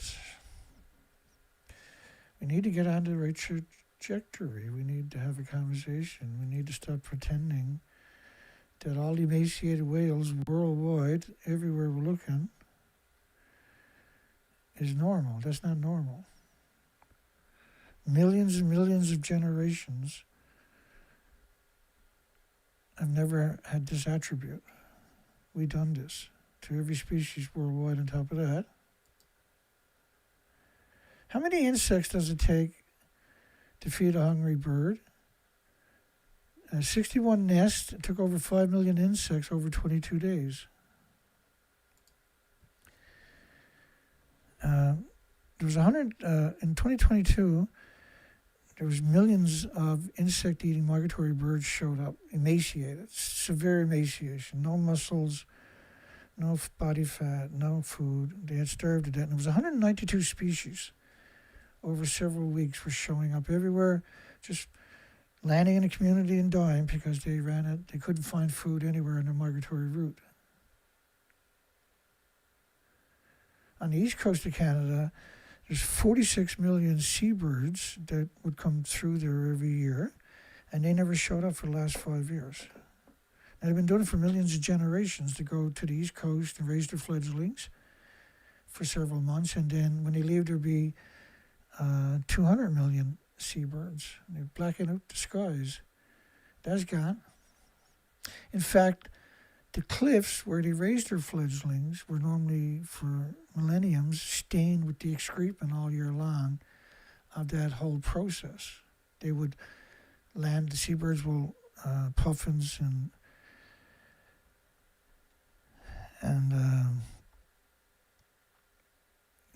like they live on the cliffs in herds of them, and the cliffs are stained heavily with excrement, white acidic excrement, and that would last all winter and all next spring, and they would come back to the same spot. The babies wouldn't find a little nest and raise their first fledglings, and that cycle disappeared about 5 years ago. There was one island, I can't remember the name off the top of my head,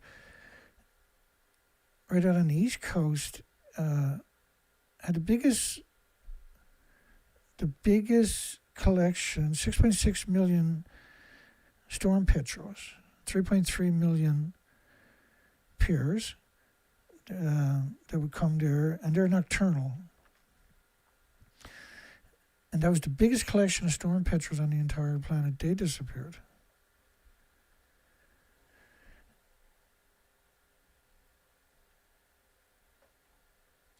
And so on the East Coast and the West Coast, the spider webs on your houses the spiders are there the whole fledgling season. The insect-eating birds are not there to snatch them away. And so they'll be there in the spring, they'll be there in the summer, they'll be there in the fall. Because there's no insect-eating birds to pick them away, right? Because they're exposed, they're easy pickings, stupidly easy pickings. And the reason that you're not seeing them anywhere else, because the plants are sucking up radiation.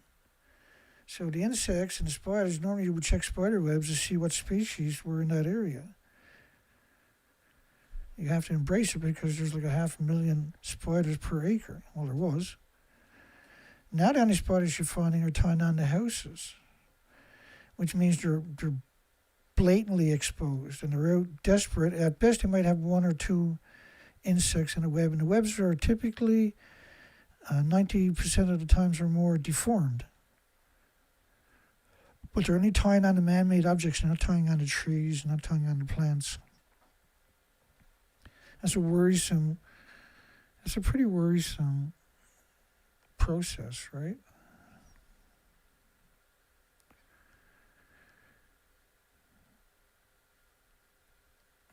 Would you get ads?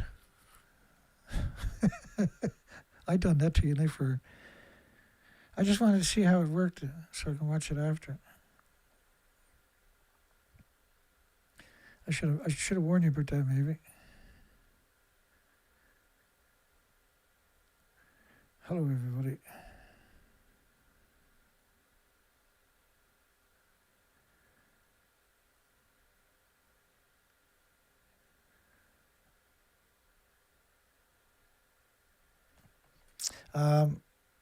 Because I'm trying to figure out how to take advantage of being a partner on YouTube. Does Fukushima cover-up prove the nuclear industry is full of mentally ill lunatics and serial killers? I hope it does. Because I can't see it any other way.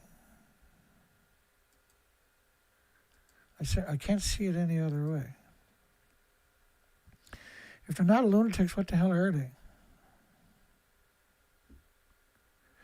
Alrighty, I'll give it up.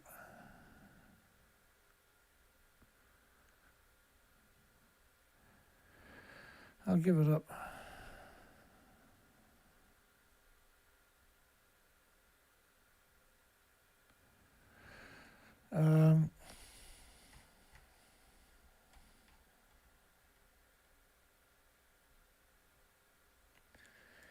Sanctions for vodka. I've never put no links to it tonight. Let me fix that. For music. I gotta get into that habit. It's gonna take a while.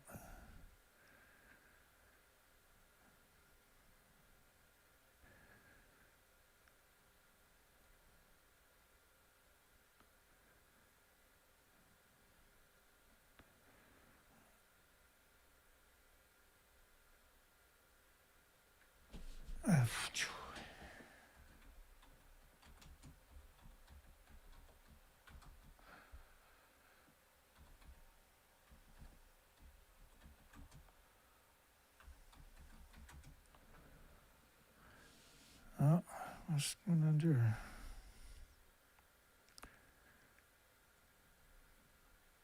Oh, actually, it worked. Okay.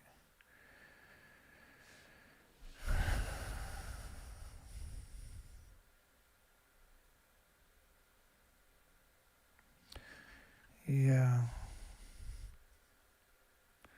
Well, I'll turn the ads on. I was wondering what it was going to look like, what people were going to say anyway. I don't get enough views to make money. I'm not going to be using ads, right? I was messing around with it today, and I think I ooh-oohed. We're going to play Sanctions for Vodka. And that's one of the first songs or the next song on the playlist I just put in the comments section. I'll get rid of those ads for you after the show. I'll figure it out. I don't want people to have to see that. Have a great night.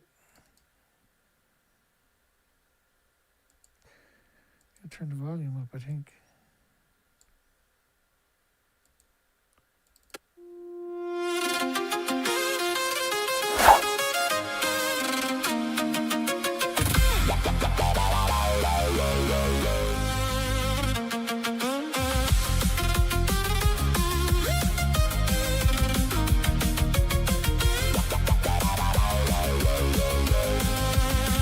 They said because of war, because of wreckage in Ukraine, because Moscow must be answered, because there must be pain.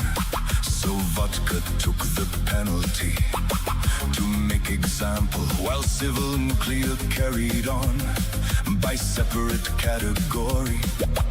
Vodka refused, uranium cleared, Russia condemned, civil atoms spared. Sanctions for vodka, not nuclear, that is where it parts.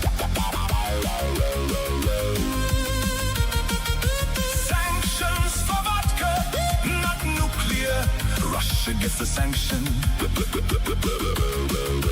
Nuclear slips on past.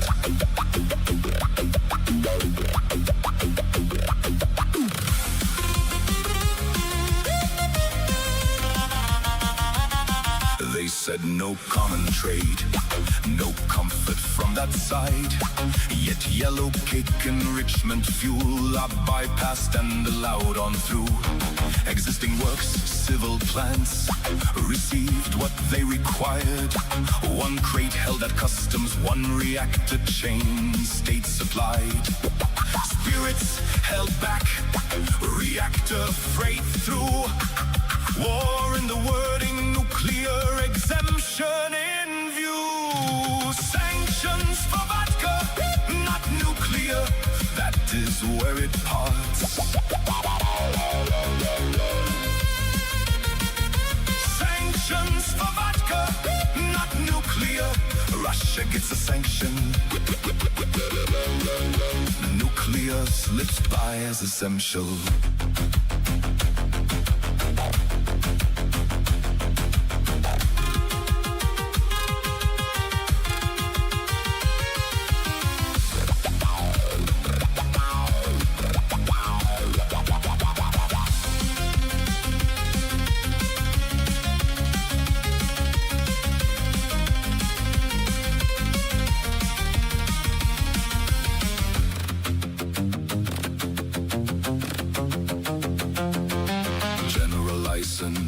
Sanction, project carve out still alive, packs 2 under special handling, while all else tightens shut.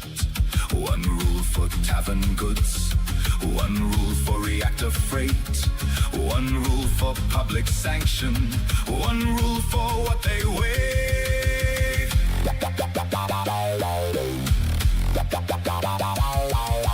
Call it civil, call it existing, call it continuity.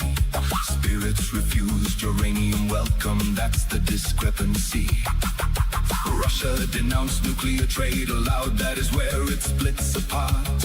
What they forbid for common optics, they let uranium pass untouched. Sanctions Restrictions for vodka, not nuclear. That is where it parts.